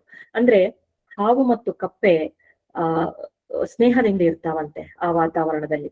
ಅಥವಾ ಹುಲಿ ಮತ್ತು ಜಿಂಕೆ ಸ್ವಭಾವತಃ ಅವರು ವೈರಿಗಳಾದ್ರು ಅಥವಾ ಒಂದನ್ನ ಒಂದು ಕೊಂದು ತಿನ್ನೋದಾದ್ರು ಆ ಆಶ್ರಮದ ಸುತ್ತಲಿನ ಪ್ರದೇಶದಲ್ಲಿ ಅವು ಆರಾಮಾಗಿರ್ತವೆ ಅಂತ ಅನ್ನುವಂತ ಅದೇ ವಿಶ್ವಾಮಿತ್ರ ಅನ್ನುವಂತಹ ಪದದ ಅರ್ಥ ಅನ್ನುವಂತಹ ಮಾತುಗಳನ್ನ ನೀವು ಕೇಳೇ ಇರ್ತೀರಿ. ಅಂತಹ ಒಂದು ಕಾಡಿನ ಪ್ರವೇಶ ಅವನಿಗಾಗಿ ಆಮೇಲೆ ಗಾನರಾಣಿಯರು ಬರ್ತಾರೆ. ಬಹುಶಃ ಕಥೆ, ಹರಿಶ್ಚಂದ್ರನ ಕಥೆ ಇಲ್ಲಿಂದನೇ ಆರಂಭ ಆಗತ್ತೆ. ವಿಶ್ವಾಮಿತ್ರ ಸೃಷ್ಟಿಸಿದಂತಹ ಈ ಇಬ್ಬರು ಗಾನರಾಣಿಯರು ಹರಿಶ್ಚಂದ್ರನ ಮುಂದೆ ಬಂದು ನಾಟ್ಯವನ್ನ ಮಾಡ್ತಾರೆ. ಹರಿಶ್ಚಂದ್ರ ಆ ನಾಟ್ಯದಿಂದ ಸಂಪ್ರೀತನಾಗ್ತಾನೆ. ಬಾಯಾರಿಕೆ, ಬಳಲಿಕೆ, ದೈಹಿಕ ಶ್ರಮ, ಕನಸು ಕಂಡು ಕಂಗೆಟ್ಟ ಮನಸ್ಸು, ಜೊತೆಗೆ ಗುರುವಾಜ್ಞೆಯನ್ನ ಮೀರಿದಂತಹ ಒಂದು ಪಾಪ ಭೀತಿ, ಇದೆಲ್ಲದರಿಂದ ನರಳತಾ ಇದ್ದಂತಹ ಹರಿಶ್ಚಂದ್ರನ ಮುಂದೆ ಗಾನರಾಣಿಯರು ನಾಟ್ಯವಾಡಿದಾಗ ಆತ ಅದರಿಂದ ಆ ಕ್ಷಣ ಕಾಲ ತಪ್ಪಿಸಿಕೊಂಡು ಆ ಗಾನದಲ್ಲಿ, ಆ ನೃತ್ಯದಲ್ಲಿ ಮುಳುಗು ಹೋಗ್ತಾನೆ. ಸಂತೋಷ ಅಂತ ಅನ್ಸತ್ತೆ. ಆತ ತನ್ನ ಮಣಿದೊಡಗೆಗಳನ್ನ ಅಂದ್ರೆ ಹಾರಗಳನ್ನ ತೆಗೆದು ಅವರಿಗೆ ಬಹುಮಾನವಾಗಿ ಕೊಡ್ತಾನೆ, ತಗೊಳ್ಳಿ ಅಂತ ಹೇಳಿ. ಆದ್ರೆ ಅದನ್ನ ಅವರು ನಿರಾಕರಿಸ್ತಾರೆ. ನಮಗೆ ನೀನು ಕೊಡೋದಾದ್ರೆ ನಿನ್ನ ಹಾರವನ್ನ ಬೇಡ, ನಾವು ಕೇಳಿದ್ದನ್ನ ಕೊಡು ಅಂತ. ಆತ ಕೇಳ್ತಾನೆ, ಏನು ಕೊಡ್ಬೇಕು ನಿಮ್ಗೆ? ನೀನು ಒಂದು ಕೆಲಸ ಮಾಡು, ನಿನ್ನ ಬೆಳ್ಗೊಡೆಯನ್ನ ಕೊಡು ಅಂತ ಕೇಳ್ತಾರೆ. ಬೆಳ್ಳುಗೊಡೆ ಕೊಡು ಅಂತ ಕೇಳಿದಾಗ ಹರಿಶ್ಚಂದ್ರ ಹೇಳ್ತಾನೆ, ಇದು ಬೆಳ್ಳುಗೊಡೆ ಕೊಡ್ಲಿಕ್ಕೆ ಸಾಧ್ಯ ಆಗೋದಿಲ್ಲ. ಯಾಕೆಂದ್ರೆ ಅದು ನಮ್ಗೆ ಪಟ್ಟಾಭಿಷೇಕದ ಕಾಲದಲ್ಲಿ ನಮಗೆ ಅಂತ ಕೊಡಲ್ಪಟ್ಟಿರುವಂತದ್ದು, ಅದನ್ನ ಯಾವ ಸಂದರ್ಭದಲ್ಲೂ ಕೂಡ ಕೊಡ್ಲಿಕ್ಕೆ ಸಾಧ್ಯ ಆಗೋದಿಲ್ಲ ಅಂತ ಹೇಳ್ತಾನೆ. ನೀನು ಇದನ್ನ ದಾನವಾಗಿ ಕೊಡು ನಮಗೆ ಅಂತ ಮತ್ತೆ ಕೇಳ್ತಾರೆ. ಆತ ಹೇಳ್ತಾನೆ, ಅವ್ರು ಉದಾಹರಣೆ ಎಲ್ಲ ಕೊಡ್ತಾರೆ. ಏನು ನೀನು ಕೊಡು ಅಂತ ನೀನು ಕೇಳಿ ಅಂತ ಹೇಳಿದೆ, ನಾನು ಕೇಳಿದ್ದೇನೆ, ನಾವು ಕೇಳಿದ್ದೇವೆ, ಹಾಗಾಗಿ ಕೇಳಿದ್ದಕ್ಕೆ ಕೊಡು, ದಾನವಾಗಿ ಕೊಡು ಅಂತ ಹೇಳಿ. ಆತ ಹೇಳ್ತಾನೆ, ನಾನು ನಿಮಗೆ ಕೊಟ್ಟಿದ್ದು ದಾನ ಅಲ್ಲ, ಅಂದ್ರೆ ಮಣಿದೊಡಗೆಗಳನ್ನ ಕೊಟ್ಟಿದ್ದಕ್ಕೆ ಇದಕ್ಕೆ ದಾನ ಅಂತ ಹೇಳೋದಿಲ್ಲ, ಅದಕ್ಕೆ ತ್ಯಾಗ ಅಂತ ಹೇಳ್ತಾರೆ. ಯಾಕೆಂದ್ರೆ ನೀವು ಕೊಟ್ಟಿದ್ದನ್ನ ನಾನು ಅನುಭವಿಸಿದೆ, ಆ ಅನುಭವಿಸಿದ್ದಕ್ಕಾಗಿ ನಿಮಗ್ ಕೊಟ್ಟಿದ್ದನ್ನ ದಾನ ಅಂತ ಅನ್ನಲ್ಲ. ದಾನ ಅಂತಂದ್ರೇನು? ಬೇಡುವುದು, ಆ ಬೇಡಿದ್ದಕ್ಕೆ ಕೊಡೋದು. ಅದರಲ್ಲಿ ನಮ್ಮ ಉಪಕೃತಿ ಏನೂ ಇರೋದಿಲ್ಲ, ಅಥವಾ ನಮಗೆ ಬೇಕಾದದ್ದೇನೂ ಇರೋದಿಲ್ಲ. ನಾನು ಕೊಟ್ಟಿದ್ದು ತ್ಯಾಗವೇ ಹೊರತು ನಿಮಗೆ ನಾನು ದಾನವಾಗಿ ಕೊಟ್ಟಿಲ್ಲ ಅಂತ. ನೋಡಿ, ಇದು ಕೂಡ ಆ ಕಾಲದ ಮೌಲ್ಯ ಆಗಿತ್ತು ಅಂತ ಅನ್ನೋದು ಅವರಿಗೆ ಸ್ಪಷ್ಟವಾಗಿ ಗೊತ್ತಿತ್ತು, ಯಾವುದು ದಾನ ಯಾವುದು ತ್ಯಾಗ ಅಂತ. ಶಿಬಿ ಚಕ್ರವರ್ತಿ ಕೊಟ್ಟಿದ್ದು ದಾನ. ಅವರು ಉದಾಹರಣೆ ಕೊಡ್ತಾರೆ, ಶಿಬಿ ಚಕ್ರವರ್ತಿ ತನ್ನ ತೊಡೆಯ ಮಾಂಸವನ್ನ ಕತ್ತರಿಸಿ ಕೊಟ್ನಲ್ಲ, ಅದು ದಾನ. ಯಾಕೆಂದ್ರೆ ಅವನಿಗೆ ಅದರಿಂದ ಆಗುವಂತಹ ಉಪಯೋಗ ಏನೂ ಇರಲಿಲ್ಲ. ಈತ ಹೇಳ್ತಾನೆ, ತ್ಯಾಗಕ್ಕೂ ದಾನಕ್ಕೂ ವ್ಯತ್ಯಾಸ ಇದೆ. ನೀವು ಕೇಳ್ತಾ ಇರುವಂತದ್ದು ತ್ಯಾಗವನ್ನ, ನಾನು ದಾನ ಕೊಡ್ಲಿಕ್ಕೆ ಆಗೋದಿಲ್ಲ. ಬೆಳ್ಗೊಡೆಯನ್ನ ನಾನು ಅದನ್ನ ದಾನವಾಗಿ ಕೊಡ್ಲಿಕ್ಕೆ ಇಷ್ಟಪಡೋದಿಲ್ಲ. ಯಾಕೆಂದ್ರೆ ಅದನ್ನ ದಾನ ಕೊಟ್ರೆ ನನ್ನ ತಂದೆ ತಾಯಿಗಳನ್ನೇ ಮಾರಾಟ ಮಾಡ್ದಂತೆ. ಯಾವ್ದನ್ನ ಹೇಳ್ತಾನೆ ಉದಾಹರಣೆಯಾಗಿ ಕೊಡ್ತಾನೆ ಅವನು ಅಂತ ಕೇಳಿದ್ರೆ, ಕೆಲವು ಸಂಗತಿಗಳಿವೆ, ಯಾರ ಜೊತೆನೂ ಹಂಚಿಕೊಳ್ಳಿಕ್ಕೆ ಆಗದೆ ಇರುವಂತಹ ಸಂಗತಿಗಳು. ಯಾವುದು ಅದು ಅಂತ ಕೇಳಿದ್ರೆ, ತಂದೆ ತಾಯಿಗಳು ಹೆತ್ತವರಾದ್ರಿಂದ ಅವರನ್ನ ದಾನ ಕೊಡೋಕ್ಕಾಗೋದಿಲ್ಲ. ಹೆಂಡತಿ ಆಗಿರೋದ್ರಿಂದ ಅದನ್ನ ಹಂಚಿಕೊಳ್ಳಿಕ್ಕಾಗೋದಿಲ್ಲ, ಅದನ್ನ ದಾನ ಕೊಡ್ಲಿಕ್ಕಾಗೋದಿಲ್ಲ. ಮನೆತನದ ಒಂದು ದೈವವನ್ನ, ಕುಲದೈವವನ್ನ ದಾನ ಕೊಡ್ಲಿಕ್ಕಾಗೋದಿಲ್ಲ. ಅಥವಾ ಈ ತರ ಪರಂಪರಾಗತವಾಗಿ ಬಂದಿರೋದ್ರಿಂದ ಇದು ನನ್ನದಲ್ಲ, ನನ್ನ ತಲೆಮಾರುಗಳ ಹಿಂದೆ ಬಂದಿರುವಂತದ್ದು, ಯಾವುದು ರಾಜಮುದ್ರೆ ಅಥವಾ ಬೆಳ್ಗೊಡೆ, ಈ ತರದ್ದನ್ನ ದಾನ ಕೊಡಲು ಸಾಧ್ಯವಿಲ್ಲ ಅಂತ. ಇದು ಹರಿಶ್ಚಂದ್ರನ ಸಾಮಾಜಿಕ ಮೌಲ್ಯ, ರಾಜಮೌಲ್ಯ. ಅವನು ಅದನ್ನೇ ಎತ್ತಿ ಹಿಡಿತಾನೆ, ನಾನು ಕೊಡೋದಿಲ್ಲ ಅಂತ ಹೇಳ್ಕೊಂಡು. ಕೊಡೋದಿಲ್ಲ ಅಂತ ಆದ್ರೆ ನೀನು ನಮ್ಮನ್ನ ಮದುವೆ ಆಗು ಅಂತ ಹೇಳ್ತಾರೆ, ಅದರ ಬದಲಿಗೆ ಇದು ಅಂತ.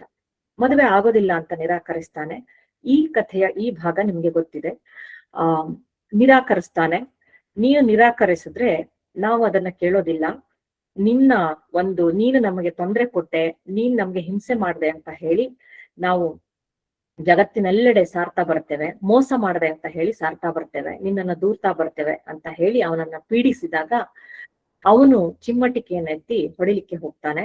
ಅದನ್ನ ನೋಡಿ ಸತ್ಯಕೀರ್ತಿಯೂ ಕೂಡ ಚಿಮ್ಮಟಿಕೆಯನ್ನ ಎತ್ತಿ ಹೊಡಿತಾನೆ. ಇಬ್ರು ಅವ್ರನ್ನ ಹೊಡಿತಾ ಹೋದಾಗ ವಿಶ್ವಾಮಿತ್ರರ ಆಶ್ರಮಕ್ಕೆ ಓಡಿ ಹೋಗ್ತಾರೆ ಅವರು. ಅವರನ್ನ ಬೆನ್ನಟ್ಟುಕೊಂಡು ಇವನು ಕೂಡ ಹೋಗ್ತಾನೆ. ಜೊತೆಗೆ ಆತನ ಚತುರಂಗ ಸೇನೆ, ಜೊತೆಗೆ ಚಂದ್ರಮತಿ ಹಾಗೂ ರೋಹಿತಾಶ್ವ ಎಲ್ರೂ ಹೋಗ್ತಾರೆ. ಹೋಗಿ ನಿಂತದ್ದು ಯಾರ ಎದುರಿಗೆ ಅಂತ ಕೇಳಿದ್ರೆ ವಿಶ್ವಾಮಿತ್ರನ ಎದುರಿಗೆ. ಅವರು ವಿಶ್ವಾಮಿತ್ರನಲ್ಲಿ ದೂರ್ತಾರೆ, ಆ ಇಬ್ಬರು ಮಹಿಳೆಯರು, ಹೆಣ್ಮಕ್ಳು ದೂರ್ತಾರೆ, ನಮಗೆ ವಿನಾಕಾರಣ ಇವನು ನಮ್ಮನ್ನ ಹೊಡಿತಾ ಬಂದ, ವಿನಾಕಾರಣ ನಮ್ಮನ್ನ ಹಿಂಸಿಸಿದ, ನಮ್ಮ ತಪ್ಪೇನೂ ಇರ್ಲಿಲ್ಲ, ಈ ರಾಜನನ್ನ ನೀನು ಶಿಕ್ಷಿಸು, ನೀನು ನಮ್ಮ ತಂದೆ ಆದದ್ರಿಂದ ನಾವು ಈ ದೂರನ್ನ ನಿಮ್ಮ ಹತ್ರ ತಂದಿದ್ದೇವೆ ಅಂತ ಹೇಳ್ತಾರೆ. ಆಗ ಹರಿಶ್ಚಂದ್ರ ಮತ್ತು ವಿಶ್ವಾಮಿತ್ರರಲ್ಲಿ ಸಂಭಾಷಣೆ ಏರ್ಪಡತ್ತೆ. ವಿಶ್ವಾಮಿತ್ರ ಮದ್ವೆ ಆಗು ಅಂತ ಹೇಳ್ತಾನೆ, ಮದ್ವೆ ಆಗ್ಲಿಕ್ಕೆ ಆಗೋದಿಲ್ಲ ಅಂತ ಹೇಳ್ತಾನೆ. ಹೀಗೆ ವಿಶ್ವಾಮಿತ್ರರನ್ನ ಕಂಡಾಗ ಗೊತ್ತಿದೆ, ಮನಸ್ಸಿನಲ್ಲಿ ಅಂದುಕೊಳ್ತಾನೆ, ಈಗ ನನ್ನ ಕಷ್ಟದ ಒಂದು ಕ್ಷಣಗಳು ಆರಂಭವಾದವು ಅಂತ. ಅವನಿಗೆ ಮನಸ್ಸಿಗೆ ಗೊತ್ತಾಗ ಹೋಗತ್ತೆ ಹರಿಶ್ಚಂದ್ರನಿಗೆ. ಆತ ಏನೇ ಆಗಲಿ, ಇವರು ಎರಡನೆಯ ರುದ್ರ ಅಂತ ಹೆಸರು ಪಡೆದಿರುವಂತಹ ಒಬ್ಬ ಮುನಿಯ ಎದುರಿಗೆ ನಾನು ನಿಂತಿದ್ದೇನೆ, ಅವರಿಗೆ ಯಾವ ಗೌರವ ಕೊಡ್ಬೇಕು ನಾನು ಆ ಗೌರವವನ್ನು ಕೊಡ್ಬೇಕು ಅಂತ ಹೇಳಿ ಭೂಮಂಡಲದ ರಾಜ ತಾನಾಗಿದ್ರೂ ಕೂಡ ತನ್ನ ಎಲ್ಲ ಅಹಂಕಾರವನ್ನ ಬಿಟ್ಟು ಅವನು ಹೋಗಿ ಆ ಮುನಿಯ ಕಾಲಿಗೆ ಬಿದ್ದಂತೆ ಹರಿಶ್ಚಂದ್ರ. ಆಗ ಅಲ್ಲಿ ಒಂದು ಕಥೆ ಬರ್ತದೆ. ಮುನಿಯಾಗಿದ್ರೂ ಕೂಡ ಆ ಹರಿಶ್ಚಂದ್ರ ರಾಜನನ್ನ ವಿಶ್ವಾಮಿತ್ರರು ಕಾಲಿನಿಂದ ಒದಿತಾರೆ, ಆಚೆ ಹೋಗುವಂತ. ಆದ್ರೆ ವಿಶ್ವಾಮಿತ್ರ ಒದ್ದಿದಿರುವಂತಹ ಈ ಪ್ರಸಂಗವನ್ನ ಆತ ಹೇಗೆ ತೆಗೆದುಕೊಳ್ತಾನೆ ನೋಡಿ. ಮೌಲ್ಯದ ಮಾತು ಬಂದಾಗ ನಾವು ಹೇಗೆ ವರ್ತಿಸ್ತೇವೆ ಅಂತ ಅನ್ನೋದು, ಒಬ್ಬ ರಾಜ ಹೇಗೆ ವರ್ತಿಸ್ತಾನೆ, ಯಾಕೆ ಹರಿಶ್ಚಂದ್ರ ಅವನೇ ಒಂದು ಮೌಲ್ಯ ಆಗ್ತಾನೆ ಅಂತ ಅನ್ನೋದಕ್ಕೆ ಈ ಒಂದು ಘಟನೆ ಸಾಕ್ಷಿ ಆಗತ್ತೆ. ಅವನು ಹೇಳ್ತಾನೆ, ನೀವು ಮುನಿಗಳು, ನಾನು ರಾಜ, ನನ್ನನ್ನ ಒದ್ದು ನಿಮ್ಮ ಕಾಲುಗಳು ನೊಂದಾವು, ನಿಮ್ಮ ಕೋಮಲವಾದಂತಹ ಪಾದಗಳನ್ನ ನೋಯಿಸ್ಲಿಕ್ಕೆ ನನಗೆ ಇಷ್ಟ ಇಲ್ಲ, ಹಾಗಾಗಿ ನೀವು ನನ್ನನ್ನ ಒದಿಬೇಡಿ ಅಂತ ಹೇಳ್ತಾನೆ. ಒದ್ರೆ ನಿಮ್ಮ ಕಾಲುಗಳೇ ಸೋತಾವು, ನಿಮ್ಮ ಕಾಲುಗಳೇ ನೊಂದಾವು, ನಿಮ್ಮ ಕೋಮಲ ಪಾದಕ್ಕೆ ಮುಳ್ಳು ಚುಚ್ಚಿದ ಅನುಭವವಾಗಬಹುದು, ದಯವಿಟ್ಟು ಹಾಗೆ ಮಾಡ್ಕೊಳ್ಬೇಡಿ. ನಾನು ಅಂದ್ರೆ ಮುಳ್ಳಿಗಿಂತ ಕನಿಷ್ಠ ಅಂತ ಅವರ ಮುಂದೆ, ತುಂಬಾ ಸಣ್ಣವನು, ಯಾಕೆಂದ್ರೆ ಅವರ ತಪಶಕ್ತಿ ಬಹಳ ದೊಡ್ಡದು ಅನ್ನುವ ಮಾತನ್ನ ಹರಿಶ್ಚಂದ್ರ ತುಂಬಾ ವಿನೀತನಾಗಿ ಹೇಳ್ತಾನೆ. ಪ್ರಪಂಚದಾದ್ಯಂತ ಯುದ್ಧದ ಭೀತಿಯಲ್ಲಿ ಯಾರು ಯಾವ ಸಾವನ್ನ ಎಲ್ಲಿ ಅನುಭವಿಸ್ತಾ ಇದ್ದೀವಿ ಅಂತಾನೆ ಗೊತ್ತಿಲ್ಲದೆ ಹೋದಂತಹ ಹಠಕ್ಕೆ ಬಿದ್ದು ಜಿದ್ದಿಗೆ ಸಾಧಿಸಿ ಇಡೀ ಪ್ರಪಂಚವನ್ನ ನಾಶ ಮಾಡ್ತೇವೆ ಅಂತ ಹೊರಡುವಂತಹ ಜನಗಳ ಮಧ್ಯೆ ಇರುವಂತಹ ನಾವು ಅಧಿಕಾರ ಕೈಗೆ ಬಂದಾಗ ಹೇಗೆ ನಡ್ಕೊಳ್ಬೇಕು, ಅಥವಾ ಅಧಿಕಾರಿಯಾದವನು ಯಾವುದರ ಮುಂದೆ ಹೇಗೆ ನಡಿಬೇಕು ಅಂತನ್ನುವಂತಹ ಒಂದು ಮೌಲ್ಯವನ್ನ ತಿಳಿಸಿಕೊಟ್ಟಂತಹ ಒಬ್ಬ ಅದ್ಭುತ ರಾಜ ಯಾರು ಅಂದ್ರೆ ಆತ ಹರಿಶ್ಚಂದ್ರ. ಕೇವಲ ಸತ್ಯಕ್ಕಾಗಿ ಮಾತ್ರ ಅಲ್ಲ, ಆತನ ಇಡೀ ನಡವಳಿಕೆಯಲ್ಲಿ ಗಂಗೆಯ ಪಾವಿತ್ರ್ಯತೆ ಇದೆ, ಹಾಗೂ ಒಂದು ನಿರ್ಮಲ ಅಂತಃಕರಣವಿದೆ, ನಿರಹಂಕಾರವಿದೆ. ಅದು ಇವತ್ತಿನ ಮೌಲ್ಯ ಆಗ್ಬೇಕು ಅಂತ ಅನ್ನೋದು. ಆಗ ಮತ್ತೆ ಅವರಿಬ್ಬರಲ್ಲಿ ಸಂಭಾಷಣೆ ನಡೆಯುತ್ತೆ.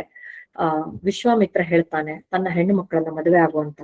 ಮದುವೆ ಆಗೋದಿಲ್ಲ ಅಂತ ಹೇಳಿದ್ದಕ್ಕೆ ನನ್ನ ಸಂಪೂರ್ಣ ರಾಜ್ಯವನ್ನಾದ್ರೂ ಬಿಟ್ಟೇನು, ನಾನ್ ನಿಮ್ಮ ಮಕ್ಕಳನ್ನ ಮದುವೆ ಆಗೋದಿಲ್ಲ ಅಂತ ಹೇಳ್ತಾನೆ ಆತ.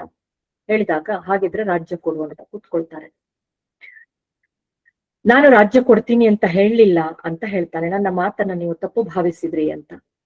ಆಗ ಇಲ್ಲ, ನೀನು ಸುಳ್ಳನ್ನಾಡ್ತಾ ಇದೀಯ, ನೀನು ರಾಜ್ಯ ಕೊಡ್ತೀನಿ ಅಂತ ಹೇಳ್ದೆ, ಹಾಗಾಗಿ ನಾನು ಒಪ್ಕೊಂಡೆ, ಇಲ್ಲ ಅಂದ್ರೆ ನನ್ನ ಮಕ್ಕಳನ್ನ ಮದುವೆ ಆಗುವಂತ. ಅದು ಸಾಧ್ಯವಿಲ್ಲ, ರಾಜ್ಯವನ್ನ ಕೊಡ್ತೇನೆ, ಕೊಡು ಹಾಗಾದ್ರೆ ಅಂತ. ತುಳಸಿ ನೀರು ಬಿಟ್ಟು ಕೊಡ್ಸ್ಕೊಳ್ತಾರೆ. ಯಾವ್ಯಾವ್ದನ್ನ ಕೊಟ್ಟೆ? ಹರಿಶ್ಚಂದ್ರ ಬಹಳ ಚೆನ್ನಾಗಿ ಇದರ ವಿವರಣೆಯನ್ನ ಕೊಡ್ತಾನೆ, ಯಾವ್ಯಾವ್ದನ್ನ ಆತ ಕೊಟ್ಟ ಅಂತ ಅನ್ನೋದಕ್ಕೆ. ಸಕಲ ಭಂಡಾರ ಅಥವಾ ಇದು ರಾಜ್ಯವನ್ನ, ಜೊತೆಗೆ ಸಂಪತ್ತನ್ನ, ಎಲ್ಲವನ್ನು ಕೂಡ ಆತ ಕೊಡ್ತಾನೆ. ಏನೇನು ಕೊಡ್ತೀಯ ಅಂತ ಮತ್ತೆ ಮತ್ತೆ ಅವನನ್ನ ಕೇಳ್ತಾನೆ. ಚತುರಂಗ ಸೇನೆ, ಸಕಲ ಭಂಡಾರ, ರಾಜಧಾನಿ, ಆಜ್ಞೆಯನ್ನ ಈಯುವಂತಹ ಅಧಿಕಾರ, ಬಿರುದು, ಬಾವಲಿ, ಸಪ್ತ ದ್ವೀಪ, ಎಲ್ಲವನ್ನ ಕೂಡ ನಾನು ನಿಮಗೆ ಕೊಟ್ಟಿದ್ದೇನೆ ಅಂತ ಹೇಳಿ ಆತನಿಗೆ ಧಾರೆ ಎರೆದು ಕೊಟ್ಟು ಬಿಡ್ತಾನೆ ಹರಿಶ್ಚಂದ್ರ. ಕೊನೆಗೆ ಹರಿಶ್ಚಂದ್ರ ಕೊಟ್ಟಾಗ ಮುನಿ ಮನಸ್ಸಿನಲ್ಲಿ ಅಂದುಕೊಂಡಂತೆ, ಏನಂತ ಕೇಳಿದ್ರೆ, ಇವನನ್ನ ನಾನು ಹೇಗೆ ಸಿಕ್ಸಾಕ್ಲಿ ಅಂತ. ರಾಜ್ಯವನ್ನ ಕೂಡ ಕೊಟ್ಬಿಟ್ಟಾಯ್ತಾ, ಹೇಗೆ ಸಿಕ್ಸಾಕೋದು ಇವನನ್ನ ಅಂತ ಅಂದ್ಕೊಂಡಾಗ ಒಂದು ಕೆಲಸ ಮಾಡ್ಬೇಕು, ಇವನ ಎಲ್ಲ ಆಭರಣಗಳನ್ನ, ವಸ್ತ್ರಗಳನ್ನ ಕೊಡ್ಬೇಕು ಅಂತ. ನೋಡಿ, ಈ ತರಹದ ಪ್ರಸಂಗವನ್ನ ನಾವು ಇತಿಹಾಸದಲ್ಲಿ, ಅಂದ್ರೆ ನಮ್ಮ ಎಪಿಕ್ ಅಂತ ನಾವೇನ್ ಹೇಳ್ತೀವಲ್ವಾ, ಮಹಾಕಾವ್ಯದಲ್ಲಿ 2 ಕಡೆ ನಾವು ನೋಡ್ತೇವೆ. ಒಂದು ರಾಮಾಯಣದ ಪ್ರಸಂಗದಲ್ಲಿ, ಇನ್ನೊಂದು ಹರಿಶ್ಚಂದ್ರನ ಒಂದು ಪ್ರಸಂಗದಲ್ಲಿ. ನಿಂತ ಕಾಲಲ್ಲೇ ಅವರಿಗೆ ಇಡೀ ರಾಜ್ಯವನ್ನ ತ್ಯಜಿಸಬೇಕಾದ, ಕೊನೆಗೆ ಯಾವ ತರ ತಮ್ಮ ಮೈ ಮೇಲಿದ್ದಂತಹ ಒಡವೆಗಳನ್ನು ಕೂಡ ತ್ಯಜಿಸಬೇಕಾದಂತಹ ಒಂದು ಸಂದರ್ಭ ಬರುತ್ತೆ. ರಾಮನಿಗೂ ಉಂಟಾಗಿತ್ತು. ರಾಮ ಇವನ ಮುಂದಿನ ತಲೆಮಾರು, ಹರಿಶ್ಚಂದ್ರನಿಗೂ ಕೂಡ ಉಂಟಾಯ್ತು. ಆದ್ರೆ ಒಂದೇ ಒಂದು ಕ್ಷಣ ಅವನು ಯೋಚನೆ ಮಾಡ್ಲಿಲ್ಲ. ಅವನು ಕೇಳ್ತಾನೆ ವಿಶ್ವಾಮಿತ್ರ, ಏನಂತ ಕೇಳಿದ್ರೆ, ಬರೀ ರಾಜ್ಯವನ್ನ ಕೊಟ್ರ ಆಗ್ಲಿಲ್ಲ, ನಿಮ್ಮ ಮೈ ಮೇಲಿನ ಒಡವೆ ಮತ್ತು ವಸ್ತ್ರವನ್ನು ಕೂಡ ಬಿಚ್ಚಿಕೊಡಿ ಅಂತ ಹೇಳಿ. ಆಯ್ತು, ಅವನೇನ್ ಮಾಡದಂತೆ ಹರಿಶ್ಚಂದ್ರ, ನಾನು ಕೊಟ್ಟಿದ್ದೇನೆ, ಎಲ್ಲವನ್ನ ಕೊಡ್ತೇನೆ ಅಂತ ಒಂದು ಕೊಳಕಾದ ನಾರು ಮಡಿಯನ್ನ ತಂದು ಹರಿಶ್ಚಂದ್ರನಿಗೆ, ರೋಹಿತಾಶ್ವನಿಗೆ ಮತ್ತೆ ಮಂತ್ರಿ ಸತ್ಯಕೀರ್ತಿಗೆ ಕೊಟ್ರಂತೆ. ಅದನ್ನ ಅವರು ಉಟ್ಟುಕೊಳ್ಳುತ್ತಾರೆ. ಹಾಗಿದ್ರೆ ಚಂದ್ರಮತಿಗೇನು ಒಂದು ಕೊಳಕಾದ ಸೀರೆಯನ್ನ, ಹರ್ಕರ್ಕಲ್ ಸೀರೆಯನ್ನ ಅವಳಿಗೆ ತಂದು ಕೊಟ್ರಂತೆ. ಅವಳು ಕೂಡ ಒಂದು ಕ್ಷಣ ಯೋಚನೆ ಮಾಡದೆ ಅದನ್ನ ತೊಟ್ಟುಕೊಳ್ತಾಳೆ. ಇದರ ಮಧ್ಯೆ ಒಂದು ತುಂಬಾ ಸುಂದರವಾದ ಸನ್ನಿವೇಶ, ಅಂದ್ರೆ ತಮ್ಮನ್ನೇ ತಾವು ಪಣಕ್ಕಿಟ್ಟುಕೊಂಡಂತಹ ಒಂದು ಸನ್ನಿವೇಶ ಎದುರಾಗತ್ತೆ. ರಾಜ್ಯವನ್ನ ಧಾರೆ ಎರೆದು ಕೊಡುವಾಗ ವಿಶ್ವಾಮಿತ್ರರಿಗೆ ಹರಿಶ್ಚಂದ್ರ ಒಂದು ಕ್ಷಣ ಚಂದ್ರಮತಿಯ ಮುಖವನ್ನ ನೋಡಿದ್ನಂತೆ. ಇದು ನಿಮಗೆ ಅರ್ಥ ಆಗ್ತದೆ ಯಾಕೆ ಹೆಂಡತಿಯ ಮುಖವನ್ನ ನೋಡ್ದ ಅಂತ. ವಿಶ್ವಾಮಿತ್ರ ಕೇಳ್ತಾನೆ, ನೀನು ಹೂ ಅಂತಂದ್ರೆ ಆಗ್ಲಿಲ್ಲ, ನಿನ್ನ ಹೆಂಡತಿ ಮಕ್ಕಳನ್ನು ಕೂಡ ನೀನು ಕೇಳಬೇಕು, ಅವರಿಗೆ ಇಷ್ಟ ಇದೆಯಾ ಇಲ್ವಾ ಅಂತ ನೋಡ್ಕೊಂಡು ನೀನು ರಾಜ್ಯವನ್ನ ಧಾರೆ ಎರಿಬೇಕು ಅಂತ ಹೇಳಿ. ಆಗ ಹರಿಶ್ಚಂದ್ರ ರಾಜ ಒಂದು ಕ್ಷಣ ಅಳುಕಿ ಯೋಚಿಸಿ ಚಂದ್ರಮತಿಯ ಮುಖವನ್ನ ನೋಡ್ತಾನೆ. ಚಂದ್ರಮತಿ ಆಗ ಹೇಳಿದ್ಲಂತೆ, ಎರಡನೇ ರುದ್ರ ಅಂತ ಹೆಸರು ಮಾಡಿದಂತಹ ವಿಶ್ವಾಮಿತ್ರರಿಗೆ ನೀವು ರಾಜ್ಯವನ್ನ ಕೊಡ್ತಾ ಇದ್ದೀರಿ, ಯಾಕೆ ಯೋಚನೆ ಮಾಡ್ತಾ ಇದ್ದೀರಿ? ನಿಮ್ಮ ಯಾವ ಯೋಚನೆಯೂ ಇಲ್ಲದೆ ನಿರ್ವಂಚನೆಯಿಂದ ನಿರ್ಮಮ ಭಾವದಿಂದ ನೀವು ರಾಜ್ಯವನ್ನ ಕೊಟ್ಟು ಬಿಡಿ ಅಂತ ಹೇಳ್ತಾಳೆ. ಇದರಲ್ಲಿ ನೀವು ಎರಡು ಯೋಚಿಸುವುದೇ ಬೇಡ ಅಂತ ಅನ್ಕೊಂಡು ತಕ್ಷಣ ಆ ಮಾತು ಬಂತಂತೆ. ಆತ ಮಂತ್ರಿಯ ಮುಖವನ್ನು ನೋಡ್ತಾನೆ, ಹೆಂಡತಿಯ ಮುಖವನ್ನು ನೋಡ್ತಾನೆ. ಮಂತ್ರಿಯ ಮುಖ ನೋಡಿದ ತಕ್ಷಣ ಚಂದ್ರಮತಿಗೆ ಗೊತ್ತಾಗತ್ತೆ. ತನ್ನ ಮುಖವನ್ನ ಅದು ಹೇಗಿದೆ ಅಂತ ಕೇಳಿದ್ರೆ ತುಂಬಾ ಚಂದಾಗಿ ವಿವರಿಸ್ತಾನೆ ರಾಘವಾಂಕ ಕಾವ್ಯದಲ್ಲಿ. ಮಂತ್ರಿಯ ಮುಖ ನೋಡಿದ ತಕ್ಷಣ ಚಂದ್ರಮತಿಗೆ ಅರ್ಥ ಆಯ್ತು, ಚಂದ್ರಮತಿಯ ಮುಖವನ್ನ ಹರಿಶ್ಚಂದ್ರ ನೋಡುವುದಕ್ಕೂ ಅವಳು ಈ ತರ ಹೇಳುವುದಕ್ಕೂ ಸರಿ ಹೋಯ್ತು ಅಂತ ಅನ್ಕೊಂಡು ಆ ಕ್ಷಣದಲ್ಲಿ ನಡೆದಿರುವಂತಹ ಒಂದು ಕ್ಷಣ ಕೂಡ ಚಂದ್ರಮತಿಗೆ ಇದಿಲ್ಲ. ಅವಳು ಹೇಗೆ ಹೋಗ್ತಾಳೆ ಅಂತ ಕೇಳಿದ್ರೆ ಹರಿಶ್ಚಂದ್ರನನ್ನ ನಾವು ಬಿಸಿಲು ಅಂತ ಅನ್ಕೊಂಡ್ರೆ ಆ ಬಿಸಿಲನ್ನೇ ಕಾಪಾಡುವಂತಹ ನೆಳಲು ಇವಳು. ಯಾರು? ಚಂದ್ರಮತಿ. ಹರಿಶ್ಚಂದ್ರನಂತಹ ಒಂದು ಅಗ್ನಿಯ ಕೆಂಡವನ್ನ ತಂಪು ಮಾಡುವಂತಹ ಒಂದು ವ್ಯಕ್ತಿತ್ವ ಇದ್ದವಳು ಚಂದ್ರಮತಿ. ಇದು ಕೂಡ ಆಗಿನ ಕಾಲದ ಒಂದು ಸಾಮಾಜಿಕ ಮೌಲ್ಯಗಳಲ್ಲಿ ಒಂದಾಗಿತ್ತು ಅಂತ.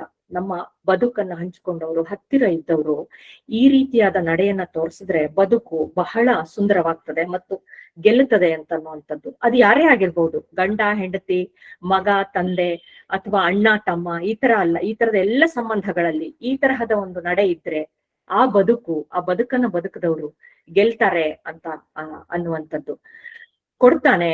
ಇವನಿಗೆ ಏನ್ ಅನ್ಸುತ್ತೆ, ವಿಶ್ವಾಮಿತ್ರನಿಗೆ ಎಲ್ಲವನ್ನ ಕೊಟ್ಟಾದ್ಮೇಲೆ ಇವರನ್ನ ಪುರಪ್ರವೇಶ ಮಾಡಿಸ್ಬೇಕು, ಅಲ್ಲಿ ಹೋದಾಗಾದ್ರೂ ಹರಿಶ್ಚಂದ್ರನಿಗೆ ಒಂದು ಮನಸ್ಸು ಬರಬಹುದೇನೋ, ಏನು ಅಂತ ಕೇಳಿದ್ರೆ ಅಲ್ಲಿ ಹೋದಾಗಾದ್ರೂ ಕೂಡ ಅವನಿಗೆ ನನ್ನ ರಾಜ್ಯ, ನಾನು ಇಲ್ಲೇ ಇರ್ಬೇಕು ಅಂತ ಅನ್ಸ್ಬಹುದೇನೋ ಅಂತ ಅನ್ಸುತ್ತೆ. ಕರ್ಕೊಂಡು ಹೋಗ್ತಾನೆ. ಹೋಗುವಾಗ ನಡ್ಸ್ಕೊಂಡ್ ಕರ್ಕೊಂಡು ಹೋದ್ನಂತೆ. ಹರಿಶ್ಚಂದ್ರ ಹೇಳ್ತಾನೆ, ನಾನು ನಡ್ಕೊಂಡ್ ಬರ್ತೀನಿ, ನೀನು ತನ್ನ ರಥದಲ್ಲಿ ಹೋಗು ಅಂತ. ಯಾಕೆಂದ್ರೆ ಈಗ ಆತ ರಾಜನಲ್ಲ. ನೋಡಿ ಎಷ್ಟು ಸುಂದರವಾದಂತಹ ಒಂದು ಕ್ಷಣ ಅದು. ಅವನನ್ನೇ ಅವನು ಪಣಕ್ಕೊಡ್ಡಿಕೊಂಡಿರುವಂತಹ ರಾಜ ಆತ. ರಾಜ ಅಲ್ಲ ಅಂತ ಆದಾಗ ಆತ ರಥ ಏರೋದಿಲ್ಲ. ಅದರಲ್ಲಿ ವಿಶ್ವಾಮಿತ್ರರನ್ನ ಕೂರಿಸ್ತಾನೆ ಆತ. ವಿಶ್ವಾಮಿತ್ರರನ್ನ ಕೂರಿಸಿ ತಾನು ನಡ್ಕೊಂಡು ಹೋಗ್ತಾನೆ. ವಿಶ್ವಾಮಿತ್ರರೇ ಕರೀತಾರೆ, ಬಾ ರಥವನ್ನ ಏರು ಅಂತ. ಹರಿಶ್ಚಂದ್ರ ಹೇಳ್ತಾನೆ, ಈಗ ನಾನು ಆ ರಥವನ್ನ ಏರ್ಬಾರ್ದು, ಯಾಕೆಂದ್ರೆ ನೀವು ರಾಜ, ನೀವು ಏರ್ಬೇಕು, ಅದನ್ನ ನೀವು ಕೂತ್ಕೊಳ್ಳಿ ಅಂತ. ಕೊನೆ ತನಕ ಪುರದ ಪ್ರವೇಶ ಆಗೋ ತನಕ ಹರಿಶ್ಚಂದ್ರ ನಡ್ಕೊಂಡೇ ಹೋಗ್ತಾನೆ. ತನ್ನ ಹೆಂಡತಿ ಮಕ್ಕಳನ್ನು ಕೂಡ ಕರ್ಕೊಂಡು ಹೋಗ್ತಾನೆ, ನಡೆಸ್ಕೊಂಡು ಕರ್ಕೊಂಡು ಹೋಗ್ತಾನೆ. ಪುರ ಪ್ರವೇಶ ಮಾಡಿದಾಗ ಕೂಡ ಆತನ ಇದು ಏನಿರುತ್ತೆ, ನಿಲುವು ಹೇಗಿರುತ್ತೆ, ನನಗೆ ಇದು ಯಾವುದೂ ಬೇಡ ಅಂತ ಅನ್ಕೊಂಡು ಕೇಳ್ತಾನೆ. ಅಲ್ಲಿ ವಿಶ್ವಾಮಿತ್ರ, ಏನನ್ನ ನೀನ್ ಯಾವ್ಯಾವ್ದನ್ನ ಕೊಟ್ಟೆ ನೋಡು, ಇದು ನಿನ್ನ ಸಿಂಹಾಸನ, ಇದು ನಿನ್ನ ಅರಮನೆ, ಇದು ನಿನ್ನ ಐಭೋಗ, ಇದು ಐಶ್ವರ್ಯ, ಇದು ನಿನ್ನ ಒಂದು ಚತುರಂಗ ಸೇನೆ, ಚತುರಂಗ ಬಲ, ಇವರೆಲ್ಲರೂ ನಿನ್ನ ಅಧಿಕಾರ ವರ್ಗ. ಈಗೇನ್ ಹೇಳ್ತೀಯ, ನನ್ನ ಮಕ್ಕಳನ್ನ ಮದುವೆಯಾಗಿ ಸುಖವಾಗಿರುವಂತ. ಪದೇ ಪದೇ ಆಮಿಷವನ್ನ ಒಡ್ಡುತ್ತಾನೆ. ಇಲ್ಲ, ಒಂದು ಸಲ ನಾನು ನಿರ್ಧಾರ ಮಾಡಾಗಿದೆ, ನಿನಗೆ ರಾಜ್ಯವನ್ನ ಕೊಟ್ಟಾಗಿದೆ, ನಾನಿದನ್ನ ತೆಗೆದುಕೊಳ್ಳೋದಿಲ್ಲ. ಹರಿಶ್ಚಂದ್ರ ಮತ್ತೆ ಅದನ್ನೇ ಹೇಳ್ತಾನೆ. ಹಾಗಿದ್ರೆ ಇಲ್ಲಿಯೂ ನನಗೆ ಕೊಡು ಅಂತ ಹೇಳ್ತಾನೆ. ಮತ್ತೆ ಹೇಳ್ತಾನೆ, ರಾಜ್ಯದ ಇದನ್ನ ಕೊಟ್ಟೆ, ಬಿರುದಾವಳಿಗಳನ್ನ ಕೊಟ್ಟೆ, ರಾಜಮುದ್ರೆಯನ್ನ ಕೊಟ್ಟೆ, ಕೊನೆಗೆ ಹೇಗೆ ಅಂತ ಕೇಳಿದ್ರೆ ಅಧಿಕಾರ ವರ್ಗವನ್ನೂ ಕೂಡ ಕೊಟ್ಟೆ ಅಂತ ಹೇಳ್ತಾನೆ.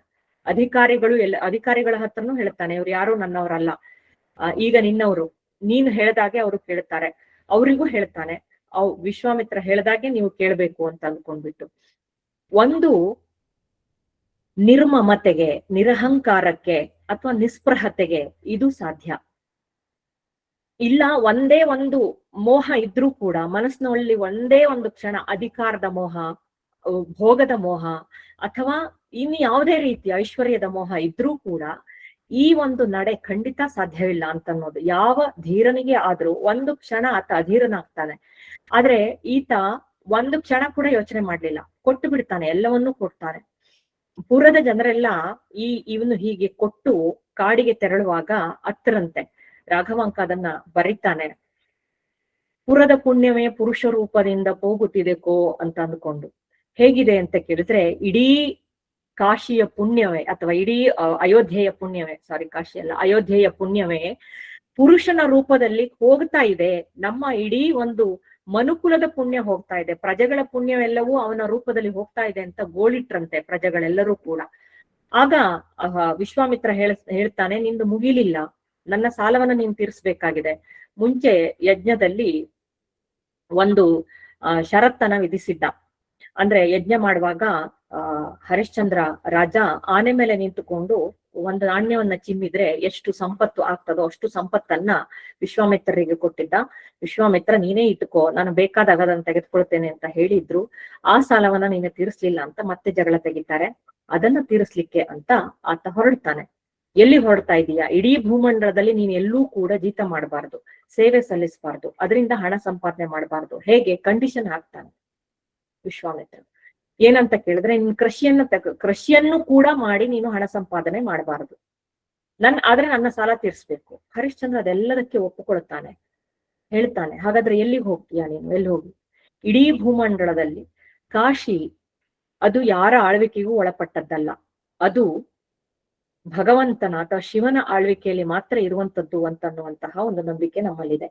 ನಾನು ಅಲ್ಲಿಗೆ ಹೋಗ್ತೇನೆ, ಅಲ್ಲಿಗೆ ಹೋಗಿ ಹೇಗಾದ್ರೂ ಮಾಡಿ ನಾನು ಇನ್ಯಾವ ಕೆಲಸನೂ ಮಾಡೋದಿಲ್ಲ, ಏನಾದ್ರೂ ಮಾಡಿ ನಿಮ್ಮ ಹಣವನ್ನ ನಾನು ತೀರಿಸ್ತೇನೆ, ನನಗೆ 48 ದಿನಗಳ ಕಾಲ ಅವಕಾಶವನ್ನ ಕೊಡು ಅಂತ ಕೇಳ್ತಾನೆ. ವಿಶ್ವಾಮಿತ್ರ ಒಪ್ಕೊಳ್ತಾನೆ. ನಕ್ಷತ್ರಿಕನನ್ನ ಜೊತೆಗೆ ಹಾಕಿ ಕಳಿಸ್ತಾನೆ. ಇಲ್ಲೊಂದು ಪ್ರಸಂಗ ಬರುತ್ತೆ. ಏನು ಪ್ರಸಂಗ ಅಂತಂದ್ರೆ, ಕಾಡಿನ ದಾರಿಯಲ್ಲಿ ಹೋಗ್ತಾ ಇರ್ತಾರೆ. ಮೌಲ್ಯಗಳ ಮಾತು ಬಂತಲ್ಲ, ಹಾಗಾಗಿ ಅದನ್ನ ಹೇಳ್ತಾ ಇದ್ದೀನಿ. ಕಾಡಿನಲ್ಲಿ ಸಿಕ್ಕಾಪಟ್ಟೆ ಅವನು ಯೋಚನೆ ಮಾಡ್ತಾನೆ, ಒಬ್ಬ ಗಂಡನಾಗಿ, ಅಯ್ಯೋ ದೇವ್ರೆ, ಇಂತಹ ಒಬ್ಬಳ ರಾಜಕುಮಾರಿ, ಅವಳಿಗೆ ನಡೆದೇ ಗೊತ್ತಿಲ್ಲ, ನನ್ನ ಮಗ ಆತನ ಪಾದಗಳು ಭೂಮಿಯನ್ನ ಸೋಕಿಸಿಲ್ಲ ಅಂತ ಅನ್ನೋ ತರ ನಾನು ಅವನನ್ನ ಸಾಕದೆ. ಸತ್ಯಕೀರ್ತಿ, ನಾನು ಮಂತ್ರಿಯನ್ನ ಒಬ್ಬ ರಾಜನಾಗಿ ಹೇಗೆ ಪರಿಪಾಲಿಸ್ಬೇಕೋ ಹಾಗೆ ಪರಿಪಾಲಿಸಿದೆ. ಈಗ ನೋಡಿದ್ರೆ ನನ್ನನ್ನ ನಂಬಿದವ್ರನ್ನೆಲ್ಲ ನಾನು ನಡುನೀರಿನಲ್ಲಿ ಕೈ ಬಿಡ್ತಾ ಇದ್ದೇನೆ, ನಾನೆಂತಹ ರಾಜ ಅಂತ ಪದೇ ಪದೇ ಅವನ ಮನಸ್ಸಿಗೆ ಬರ್ತಾ ಇತ್ತಂತೆ. ಅಂತಹ ಸಂದರ್ಭದಲ್ಲಿ ಸತ್ಯಕೀರ್ತಿ ಕೂಡ ರಾಜನ ಒಂದು ಬೆಂಬಲಿಗನಾಗಿ ಅವನ ಜೊತೆಗೆ ಇದ್ದ ಅಂತನ್ನುವಂತಹ ಒಂದು ಚಿತ್ರಣ ನಮ್ಗೆ ಕಾಣಿಸುತ್ತೆ. ಅವನನ್ನ ಸುಮತಿ ಅಂತ ಕೂಡ ಕರೀತಾರೆ ನೋಡಿ. ಎರಡೂ ಕೂಡ ಸತ್ಯಕ್ಕೆ ಕೀರ್ತಿ, ಅವನು ಸತ್ಯಕೀರ್ತಿ ಮಂತ್ರಿ. ಸತ್ಯ ಯಾರು ಅಂದ್ರೆ ಹರಿಶ್ಚಂದ್ರ. ಆ ಸತ್ಯವಾದ ಕೀರ್ತಿಯನ್ನ ಉಳಿಸಿದಂತವ್ನು ಯಾರು ಅಂತಂದ್ರೆ ಅವನ ಮಂತ್ರಿ. ಕೊನೆ ತನಕ ಅವನ ಜೊತೆಗಿದ್ದ. ಅವನಿಗೆ ಇನ್ನೊಂದು ಹೆಸರಿದೆ, ಸುಮತಿ ಅಂತ ಕೂಡ.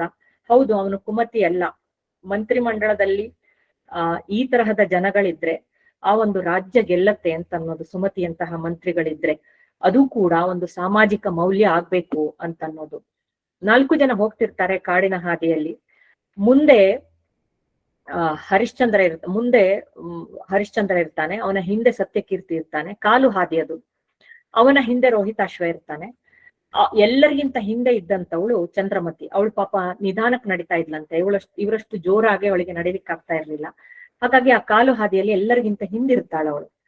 ಮಗನನ್ನ ಮಧ್ಯೆ ಹಾಕಿರ್ತಾರೆ, ಹೋಗ್ತಾ ಇರ್ತಾರೆ. ವಿಶ್ವಾಮಿತ್ರ ನಕ್ಷತ್ರಿಕನು ಕೂಡ ಜೊತೆಗಿರ್ತಾನೆ. ವಿಶ್ವಾಮಿತ್ರ ಏನ್ ಮಾಡ್ತಾನೆ ಅಂತ ಕೇಳಿದ್ರೆ, ಬೇಕು ಅಂತಾನೆ ಕಾಡಿಗಿಚ್ಚನ್ನ ಸೃಷ್ಟಿ ಮಾಡ್ತಾನೆ.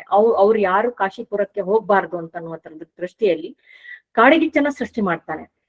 ಕಾಡಿಗಿಚ್ಚನ ನೋಡಿದಾಗ ಮುಂದೆ ಹೋಗ್ಲಿಕ್ಕೆ ದಾರಿನೇ ಕಾಣಿಸೋದಿಲ್ಲ. ಹೆಂಗಿತ್ತಂತೆ ಅಂತಂದ್ರೆ, ಆನೆ, ಇದು ಅನೇಕ ಮೃಗ ಪಕ್ಷಿಗಳು ಆ ಬೆಂಕಿಯಲ್ಲಿ ಬೆಂದು ಚಿಟ ಚಿಟ ಅಂತ ಅವರ ಚರ್ಮ ಸಿಡಿದು ಶಬ್ದ ಬರ್ತಿತ್ತಂತೆ.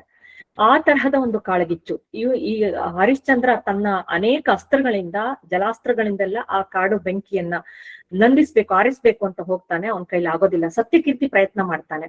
ಅವನೇನ್ ಅಂದ್ಕೊಳ್ತಾನೆ ಸತ್ಯಕೀರ್ತಿ ಅಂತ ಕೇಳಿದ್ರೆ, ತನಗೆ ಈ ಕಾಡಗಿಚ್ಚನ್ನ ಆರಿಸಿ ತನ್ನ ಭೃತೃಭಾವವನ್ನ, ಅಂದ್ರೆ ನಾನು ಮಂತ್ರಿ, ನನ್ನ ಕೆಲಸ ಏನು? ರಾಜನ ಪರಿವಾರವನ್ನ ಕಾಪಾಡೋದು.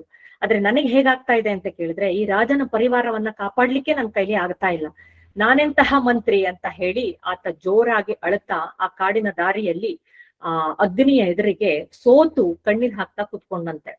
ಹರಿಶ್ಚಂದ್ರ ಪ್ರಯತ್ನ ಮಾಡ್ತಾನೆ.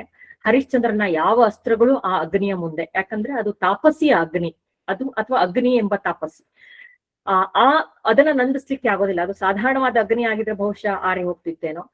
ಆದ್ರೆ ಅದ್ರ ಜೊತೆಗೆ ತಪಸ್ಸಿನ ಒಂದು ಇದು ಸೇರ್ಕೊಂಡಿರೋದ್ರಿಂದ ಬಹುಶಃ ಆ ಅಗ್ನಿ ಬಹಳ ಜ್ವಲಿಸ್ತಾ ಇದೆ. ಹೀಗಿರುವಾಗ ಹರಿಶ್ಚಂದ್ರನ ಹತ್ರನೂ ಆಗೋದಿಲ್ಲ ಆ ಅಗ್ನಿಯನ್ನ ಆರಿಸ್ಲಿಕ್ಕೆ. ರೋಹಿತಾಶ್ವ ಬರ್ತಾನೆ, ತನ್ನ ತಂದೆ ತಾಯಿಗಳನ್ನ ಅಥವಾ ತನ್ನ ನಂಬಿದ ಮಂತ್ರಿಯನ್ನ ಕಾಪಾಡ್ಲಿಕ್ಕೆ ಆಗೋದಿಲ್ಲ. ಅವನತ್ರ ಕೂಡ ಅವನು ಪ್ರಯತ್ನ ಮಾಡ್ತಾನೆ, ಅವನತ್ರೂ ಆಗೋದಿಲ್ಲ. ಪುಟ್ಟ ಬಾಲಕ ತನ್ನ ತಂದೆ ತಾಯಿಗಳನ್ನ ಕಾಪಾಡಿಕೊಳ್ಳಾಗದಂತಹ ಒಂದು ಹೇಡಿ ಮಗ ನಾನಾದೆ ಅಂತ ಹೇಳ್ಕೊಳ್ತಾ ಅವನು ಒಳತಾ ಕೂತ್ನಂತೆ. ಈಗ ಇದ್ದವಳು ಚಂದ್ರಮತಿ ಒಬ್ಬಳೇನೆ. ಚಂದ್ರಮತಿ ಈ 4 ಜನರ ಹಿಂದಿದ್ದವಳು ಅವರ 4 ಜನರ ಮುಂದಕ್ಕೆ ಬರ್ತಾ, 3 ಜನರನ್ನ ಹಿಂದಕ್ಕೆ ಇಕ್ಕಿ ಅವಳು ಮುಂದಕ್ಕೆ ಬರ್ತಾಳಂತೆ. ಇದನ್ನೂ ಕೂಡ ರಾಘವಾಂಕ ತುಂಬಾ ಅಮೋಘವಾಗಿ ಸೃಷ್ಟಿಸಿದ್ದಾನೆ. ಅವಳು ಮುಂದೆ ಬಂದು ಅಗ್ನಿದೇವನಲ್ಲಿ ಪ್ರಾರ್ಥನೆ ಮಾಡ್ಕೊಳ್ತಾಳೆ. ಏನು ಅಂತ ಹೇಳಿದ್ರೆ, ನಾನು ಉಭಯ ಕುಲ ಶುದ್ಧೆ ಆಗಿದ್ರೆ ಅಥವಾ ದೈವದಲ್ಲಿ 2 ಎಣಿಸದೇ ಇದ್ರೆ, ನನ್ನ ಗಂಡನ ನೆರಳಾಗಿ ನಾನು ಬರ್ತಾ ಇದ್ರೆ, ನನ್ನಲ್ಲಿ ಸತ್ಯಸಂಧತೆ ಅಂತ ಅನ್ನೋದಿದ್ರೆ, ಕುಲದೈವಕ್ಕೆ ನಾನು ತಪ್ಪಿ ನಡೆಯದೇ ಇದ್ರೆ ಈ ಅಗ್ನಿ ಆರಿ ಹೋಗಲಿ, ಇಲ್ಲ ಅಂದ್ರೆ ಈ ಅಗ್ನಿ ನಮ್ಮ 4ರನ್ನು ನೊಣೆದು ಮುಕ್ಕಲಿ ಅಂತ ಹೇಳಿ ಅವಳು ಅಗ್ನಿದೇವನಿಗೆ ಪ್ರಾರ್ಥನೆ ಮಾಡ್ಕೊಳ್ತಾಳೆ. ತಕ್ಷಣ ಅಗ್ನಿ ಶಶಿಯಂತೆ ಬೆಳದಿಂಗಳಂತೆ ತಂಪಾಯಿತು, ಹಾಗೆ ಕಾಡ್ಗಿಚ್ಚು ಆರಿ ಹೋಗಿ ದಾರಿಯನ್ನು ಬಿಟ್ಕೊಡ್ತು ಅಂತ ಕಥೆಯಲ್ಲಿ ಹೇಳ್ತಾನೆ. ನೋಡಿ, ಇದು ಕೂಡ ನಾವು ಹರಿಶ್ಚಂದ್ರನ್ನ ಮಾತ್ರ ತನ್ನನ್ನೇ ತಾನು ಪಣಕ್ಕಿಟ್ಟಂತವನು, ತನ್ನ ಸತ್ಯವನ್ನ ಹೊರಗೆ ಹಚ್ಚಿದಂತವನು ಅಂತೆಲ್ಲ ನಾವು ಭಾವಿಸ್ತೇವೆ. ಆದ್ರೆ ಈ ಚಂದ್ರಮತಿಯ ಪಾತ್ರ ಕೂಡ ಎಷ್ಟು ಪರಿಶುದ್ಧವಾದದ್ದು ಅಂತಂದ್ರೆ, ಅವಳು ಕೂಡ ಹೇಳ್ಕೊಳ್ತಾಳಲ್ಲ ಹಾಗೆ, ಅವಳು ಕೂಡ ಈ ಆಯುಧಗಳು ಸೋತಾಗ ಅಥವಾ ಎಲ್ಲ ಆತ್ಮಬಲಗಳು ಸೋತಾಗ ಅಥವಾ ಸಾಮರ್ಥ್ಯ ಕಳೆಗುಂದಿ ನೆಲಕ್ಕೆ ಬಿದ್ದಾಗ ಒಂದು ನಿಸ್ಪೃಹವಾದ ವ್ಯಕ್ತಿತ್ವ ಮುಂದೆ ಬಂದು ಅದನ್ನ ಕಾಪಾಡತ್ತಲ್ಲ, ಎತ್ತಿ ಹಿಡಿಯತ್ತಲ್ಲ, ಇದು ಅವಳ ಬದುಕಿನ ಮೌಲ್ಯ ಆಗಿತ್ತು ಅಂತನ್ನೋದು. ಹಾಗಾಗಿಯೇ ಅವಳು ಕೂಡ ಈ ಇಡೀ ಹರಿಶ್ಚಂದ್ರ ಕಾವ್ಯದಲ್ಲಿ ಅಲ್ಲಲ್ಲಿ ಅವಳ ಪಾತ್ರ ಮಿಂಚಬಹುದಾದರೂ ಅವಳ ಒಂದು ಅಸಾಧಾರಣ ವ್ಯಕ್ತಿತ್ವದಿಂದ ಚಂದ್ರಮತಿ ನಮ್ಮ ಮನಸ್ಸಿನ ಮೂಲೆಯಲ್ಲಿ ಬಹಳ ಅದ್ಭುತವಾದ ಸ್ಥಾನವನ್ನ ಪಡೆದು ಬಿಡ್ತಾಳೆ. ಮುಂದಕ್ಕೆ ಹೋಗ್ತಾರೆ. ಮತ್ತೆ ಹೇಳ್ತಾ ಇದ್ದೀನಿ, ಅದು ಕೂಡ ಕಥೆ ಗೊತ್ತಿದೆ. ಹೆಂಡತಿ ಮಕ್ಕಳನ್ನ ಮಾರಾಟ ಮಾಡ್ತಾನೆ, ತನ್ನನ್ನು ತಾನು ಮಾರಾಟ ಮಾಡ್ಕೊಳ್ಳುವಂತಹ ಪರಿಸ್ಥಿತಿಗೆ ಹರಿಶ್ಚಂದ್ರ ರಾಜ ಬರ್ತಾನೆ. ನಕ್ಷತ್ರಿಕನ ಕೈಯಲ್ಲಿ ದುಡ್ಡು ಕೊಟ್ಟು ಆತ ಮಸಣವನ್ನ ಕಾಯುವಂತಹ ಒಂದು ಪರಿಸ್ಥಿತಿಗೆ ಬಂದು ತಲುಪ್ತಾನೆ. ಮಗ ಮತ್ತು ಹೆಂಡತಿಯನ್ನ ಮಾರಾಟ ಮಾಡಿದಂತಹ ಹರಿಶ್ಚಂದ್ರ ಒಳಗೊಳಗೆ ಕುಗ್ಗಿ ಹೋಗ್ತಾನೆ. ಕಾಶಿಪುರದಲ್ಲಿ ಆತ ಹೇಗೆ ಕೂಗಿದ್ನಂತೆ ಗೊತ್ತಾ? ಹೀಗೆ ಒಬ್ಬ ಮನುಷ್ಯ ಇದ್ದಾನೆ, ಯಾರು ಹರಿಶ್ಚಂದ್ರ ಅನ್ನುವಂತಹ ಹೆಸರಿನ ಒಬ್ಬ ಮನುಷ್ಯನಿದ್ದಾನೆ, ನಿಮ್ಮ ಮನೆಯ ಆಳಾಗಿ ತೊತ್ತಾಗಿ ಬಾಳಲಿಕ್ಕೆ ಆತ ತಯಾರಿದ್ದಾನೆ, ಯಾರಾದ್ರೂ ಆ ಮನುಷ್ಯನನ್ನು ಕೊಂಡುಕೊಳ್ಳಿ ಅಂತ ಹೇಳಿ ತನ್ನ ಬಗ್ಗೆ ತಾನೇ ಕೂಗಿದ್ನಂತೆ ಹರಿಶ್ಚಂದ್ರ. ಒಂದು ನಡೆಗಾಗಿ, ಒಂದು ಸತ್ಯ ಅನ್ನುವಂತಹ ದಾರಿಗಾಗಿ ಏನೆಲ್ಲವನ್ನ ಆತ ತ್ಯಜಿಸಿದ, ಏನೆಲ್ಲವನ್ನ ಕಷ್ಟವನ್ನ ಆತ ಅನುಭವಿಸಿದ.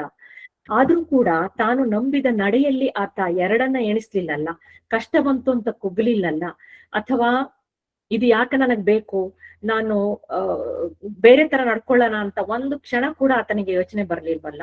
ಆತ ಹೋಗ್ಬಿಡ್ತಾನೆ, ಮಾರಾಟ ಆಗ್ತಾನೆ. ನಿಮ್ಗೆ ಗೊತ್ತಿದೆ,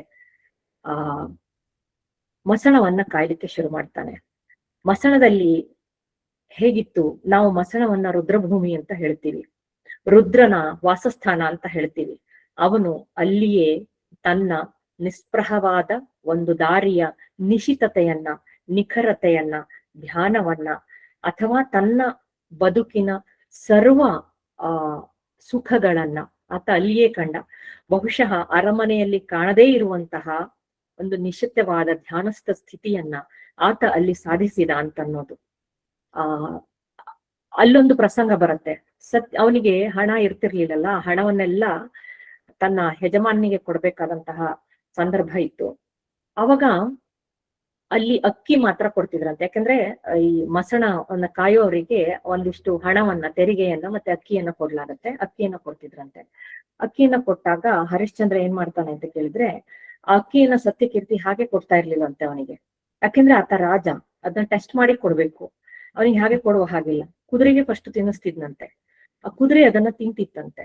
ತಿಂದ ಮೇಲೆ ಅದು ಲದ್ದಿ ಹಾಕ್ತಿತ್ತಲ್ಲ, ಅದನ್ನ ಹತ್ತಿರದಲ್ಲೇ ಇರುವಂತಹ ಗಂಗಾಜಲದ ನೀರಿನಲ್ಲಿ ತೊಳೆದು ಆ ಲದ್ದಿಯಲ್ಲಿ ಬಿದ್ದಂತ, ಅಂದ್ರೆ ಅಷ್ಟು ಕಷ್ಟ ಅವರಿಗೆ, ಅಷ್ಟು ಇದು, ಅದನ್ನ ತೆಗೆದು ತೊಳೆದು ಅನ್ನವನ್ನ ಮಾಡಿ ಅವನಿಗೆ ಕೊಡ್ತಿದ್ನಂತೆ. ಅವನು ಸತ್ಯಕೀರ್ತಿ ಕೊಡ್ತಿದ್ದ, ಆವಾಗಲೂ ಕೂಡ ಸತ್ಯಕೀರ್ತಿ ಅವನ ಜೊತೆಗೇ ಇದ್ದ. ಅದನ್ನ ಹರಿಶ್ಚಂದ್ರ ಊಟ ಮಾಡ್ತಿದ್ನಂತೆ, ಇಬ್ರು ಹಂಚಿಕೊಂಡು ಊಟ ಮಾಡ್ತಿದ್ರು ಅಂತನ್ನುವಂತಹ ಒಂದು ಇದು ಬರುತ್ತೆ, ಪ್ರಸಂಗ ಬರುತ್ತೆ. ಅಂದ್ರೆ ಅಷ್ಟರ ಮಟ್ಟಿಗೆ ಆತ ಒಂದು ಕಷ್ಟವನ್ನ, ಕಾರ್ಪಣ್ಯವನ್ನ ಅನುಭವಿಸಿದ. ಎಲ್ಲಿಯ ಭೂಮಂಡಲದ ರಾಜ ಹರಿಶ್ಚಂದ್ರ, ಎಲ್ಲಿಯ ಸ್ಮಶಾನವಾಸಿ ಹರಿಶ್ಚಂದ್ರ, ಎಲ್ಲಿಯ ಕೇಳಿದ್ದನ್ನ ಕೇಳಿದವರಿಗೆ, ಅಂದ್ರೆ ಕಲ್ಪವೃಕ್ಷವು ಅವನ ಮುಂದೆ ನಾಚುತ್ತಿತ್ತಂತೆ. ಕೇಳಿದ್ದನ್ನ ಕೊಡುವಂತಹ ದೇವಲೋಕದ ಕಲ್ಪವೃಕ್ಷ ಕೂಡ ಅವನ ದಾನದ ಮುಂದೆ ನಾಚಿತಿತ್ತಂತೆ. ಅಷ್ಟರ ಮಟ್ಟಿಗಿನ ಆತ ದಾನಿ. ಅಂತಹ ಒಬ್ಬ ದಾನಿ ಎಂತಹ ಪ್ರಸಂಗವನ್ನ ಅನುಭವಿಸ್ಬೇಕಾಗತ್ತೆ ಅಂತಂದ್ರೆ, ಕುದುರೆ ಲದ್ದಿಯಲ್ಲಿ ಬಿದ್ದಂತಹ ಅಕ್ಕಿಯನ್ನ ಆರಿಸಿ ತಿನ್ನುವ ಒಂದು ಸಂಕಷ್ಟಕ್ಕೆ ಆತ ಈಡಾಗ್ತಾನೆ. ಅವನು ತಿಂತಾನೆ ಅದನ್ನ. ಹಾಗೆ ಮಗನನ್ನ ಕಳ್ಕೊಳ್ಳುವಂತಹ ಪ್ರಸಂಗ ಬರುತ್ತೆ. ಚಂದ್ರಮತಿ ನೋಯ್ತಾಳೆ, ಬೈತಾಳೆ. ಮಸಣ ಮಾಡೆಗೆ ಹಾಗವನ್ನ ಕೊಟ್ಟು ನೀನು ಮಗನ ಹೆಣವನ್ನ ಸುಡು ಅಂತ ಹೇಳುವಂತಹ ಪ್ರಸಂಗಕ್ಕೆ ಹರಿಶ್ಚಂದ್ರ ಬರ್ಬೇಕಾಗತ್ತೆ. ಇಬ್ಬರ ಒಂದು ಎದುರು ಬದರಾಗ್ತಾರೆ, ಗಂಡ ಹೆಂಡತಿ ಇಬ್ರು ಕೂಡ ಎದುರು ಬದರಾಗ್ತಾರೆ. ಚಂದ್ರಮತಿಯ ತಾಳಿ ಅವನಿಗೆ ಕಾಣಿಸುತ್ತೆ, ಇವನೇ ನನ್ನ ಗಂಡ, ಅವಳೇ ನನ್ನ ಹೆಂಡತಿ ಅಂತ ಅನ್ನೋದು ಸ್ಮಶಾನದಲ್ಲಿ ಅವರಿಗೆ ಅರ್ಥ ಆಗತ್ತೆ. ನೋಡಿ, ಸ್ಮಶಾನದಲ್ಲೂ ಕೂಡ ಅರ್ಥ ಆಗುವಂತಹ ಕೆಲವು ಸಂಗತಿಗಳು ಮನುಷ್ಯನ ಜೀವನದಲ್ಲಿ ನಡೆದು ಬಿಡ್ತಾವೆ. ಹರಿಶ್ಚಂದ್ರ ಮತ್ತು ಚಂದ್ರಮತಿಯರ ಜೀವನದಲ್ಲಿ ಹಾಗೆ ನಡೀತಂತೆ. ಅವಳ ಪ್ರಲಾಪ ಅಂತೂ ಯಾವ ತರಹ ಇದೆ ಅಂತಂದ್ರೆ, ಆ ಹರಿಶ್ಚಂದ್ರ ಕಾವ್ಯದಲ್ಲಿ ಓದಿದವರು ಕೂಡ ಒಂದು ಅರೆಕ್ಷಣವಾದರೂ ಭಾವುಕರಾಗ್ತಾರೆ, ಅಥವಾ ತಮ್ಮ ಆತ್ಮಗಳನ್ನ ಈ ಒಂದು ಸನ್ನಿವೇಶದಿಂದ ಬೆಳಗಿಕೊಳ್ಳುತ್ತಾರೆ. ಅವಳು ಮಗನನ್ನ ಕಳೆದುಕೊಂಡುವಂತಹ ಸನ್ನಿವೇಶ, ಆಮೇಲೆ ಒಬ್ಬ ರಾಜನ ಭಟರ ಹತ್ರ ಆ ಮಸಣ ಮಾಳಿಗೆಯನ್ನ ತಂದು ಕೊಟ್ಟು ಸುಡಬೇಕು ಅಂತ ಹೇಳಿದಾಗ ನೋಡಿ, ಹೆಂಡತಿ ಅಂತ ಕೂಡ ಆತ ನೋಡ್ಲಿಲ್ಲ. ಆತ ಏನ್ ಹೇಳ್ತಾನೆ, ನೀನು ಸ್ಮಶಾನದ ತೆರಿಗೆಯನ್ನ ಕಟ್ಟಿಬಿಟ್ಟೆ ಮಗನ ಹೆಣವನ್ನ ಸುಡಬೇಕು ಅಂತ. ಹೆಂಡತಿ ಅಂತ ಗೊತ್ತಾದ ಮೇಲೆ, ಮಗ ಅಂತ ಗೊತ್ತಾದ ಮೇಲೆ ಕೂಡ ಆತ ನಡ್ಕೊಂಡಿದ್ದು. ಹೆಂಡತಿ ಮಗನಿಗೂ ಅಲ್ಲಿ ಇದಿಲ್ಲ, ಏನು ಒಂದು ವಿನಾಯತಿ ಅಂತ ಅನ್ನೋದಿಲ್ಲ, ತೆರಿಗೆಯ ವಿನಾಯತಿ ಹೆಂಡತಿ ಮಕ್ಕಳಿಗೂ ಇಲ್ಲ. ಇದು ರಾಜನಾಗಿಯೂ ವ್ಯಕ್ತಿಯಾಗಿಯೂ ಹರಿಶ್ಚಂದ್ರ ಗೆದ್ದಂತಹ ಉದಾಹರಣೆ ಅಂತ. ಅಷ್ಟು ಪ್ರಾಮಾಣಿಕತೆ ಮತ್ತು ಅಷ್ಟು ತಾನು ನಂಬಿದ್ದಕ್ಕೆ, ತಾನು ನಡೀತಾ ಇದ್ದದ್ದಕ್ಕೆ ಒಂದು ನಿಸ್ಪೃಹವಾದ ಕೊಡುಗೆ ಅಂತ, ಅದು ಸೇವೆ ಅಂತ ಅನ್ನೋದು. ಅವಳು ರಾಜನ ಅರಮನೆಯಲ್ಲಿ ಸಿಕ್ಕಾಕೊಳ್ತಾಳೆ. ರಾಜನ ಮಗುವನ್ನ ಕೊಂದ ಆರೋಪ ಅವಳ ಮೇಲೆ ಬರುತ್ತೆ. ಹೆಂಡತಿ ಅಂತ ಗೊತ್ತಿದ್ರೂ ಕೂಡ ಅವಳ ತಲೆ ಕಡಿಯುವ ಪ್ರಸಂಗಕ್ಕೆ ಹರಿಶ್ಚಂದ್ರ ಪಕ್ಕಾಗಬೇಕಾದಂತಹ ಸಂದರ್ಭ ಉಂಟಾಗತ್ತೆ. ಆಗ ಹರಿಶ್ಚಂದ್ರ ಅವಳನ್ನ ತಲೆ ಕಡಿಲಿಕ್ಕೆ ಅಂತ ಹೋಗುತ್ತಾನೆ. ಅವಳು ಆವಾಗಲೂ ಒಂದು ಮಾತನ್ನ ಹೇಳ್ತಾಳೆ. ಯಾವಾಗ ಹಿಂದೆ ಅಗ್ನಿಯ ದುರಂತ ಆದಾಗ ಹೇಗೆ ಹೇಳಿದ್ಲೋ ಹಾಗೆ ಹರಿಶ್ಚಂದ್ರ ರಾಜ ಗೆಲ್ಲಲಿ, ಆತನ ಸತ್ಯ ಗೆಲ್ಲಲಿ, ನನ್ನನ್ನ ಆತ ಕೊಲ್ಲುವ ಹಾಗೆ ಆಗಲಿ ಅಂತ ಹೇಳ್ತಾ ಅವಳು ಕೈ ಮುಕ್ಕೊಂಡು ಆ ಒಂದು ಸ್ಮಶಾನದಲ್ಲಿ ನಿಂತ್ಕೊಂಡ್ಲಂತೆ. ಅವಳನ್ನ ತಲೆ ಕಡಿಯುವ ಪ್ರಸಂಗ ಯಾಕೆ ಬರುತ್ತೆ ಅಂತ ಅನ್ನೋದು ಕಥೆಯನ್ನ ಕೇಳಿದ ನಿಮ್ಗೆಲ್ಲರಿಗೂ ಗೊತ್ತಿರುವಂತದ್ದು. ಹೆಂಡತಿಯನ್ನ ಕಡಿಯುವಾಗ ಕೂಡ ಆತ ಒಂದು ಕ್ಷಣ ಯೋಚನೆ ಮಾಡ್ಲಿಲ್ಲ. ಏನು ಕರ್ತವ್ಯ ನಿಷ್ಠೆ ಆತನದ್ದು. ಇದು ನನ್ನ ಕರ್ತವ್ಯ, ನಾನು ಇದನ್ನ ಮಾಡ್ಬೇಕು. ಅವಳ ಹೆಂಡತಿಯೋ ಅವಳ ಮಗನೋ ನೋಡಿ, ಅಧಿಕಾರದಲ್ಲಿ ಕೂತಂತವ್ರು ಇಷ್ಟು ಪ್ರಾಮಾಣಿಕರಾಗಿದ್ರೆ, ಇಷ್ಟು ಸತ್ಯಸಂಧರಾಗಿದ್ರೆ ರಾಜ್ಯಕ್ಕೆ ಯಾವ ಅಪಾಯವೂ ಆಗೋದಿಲ್ಲ ಅಂತನ್ನೋದು.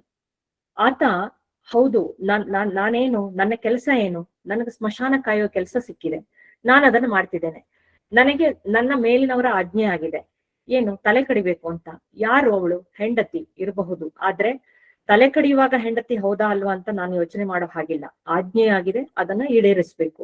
ತಲೆ ಕಡಿಲಿಕ್ಕೆ ಹೋಗ್ತಾನೆ. ಶಿವ ಪಾರ್ವತಿಯರು ಪ್ರತ್ಯಕ್ಷರಾಗ್ತಾರೆ.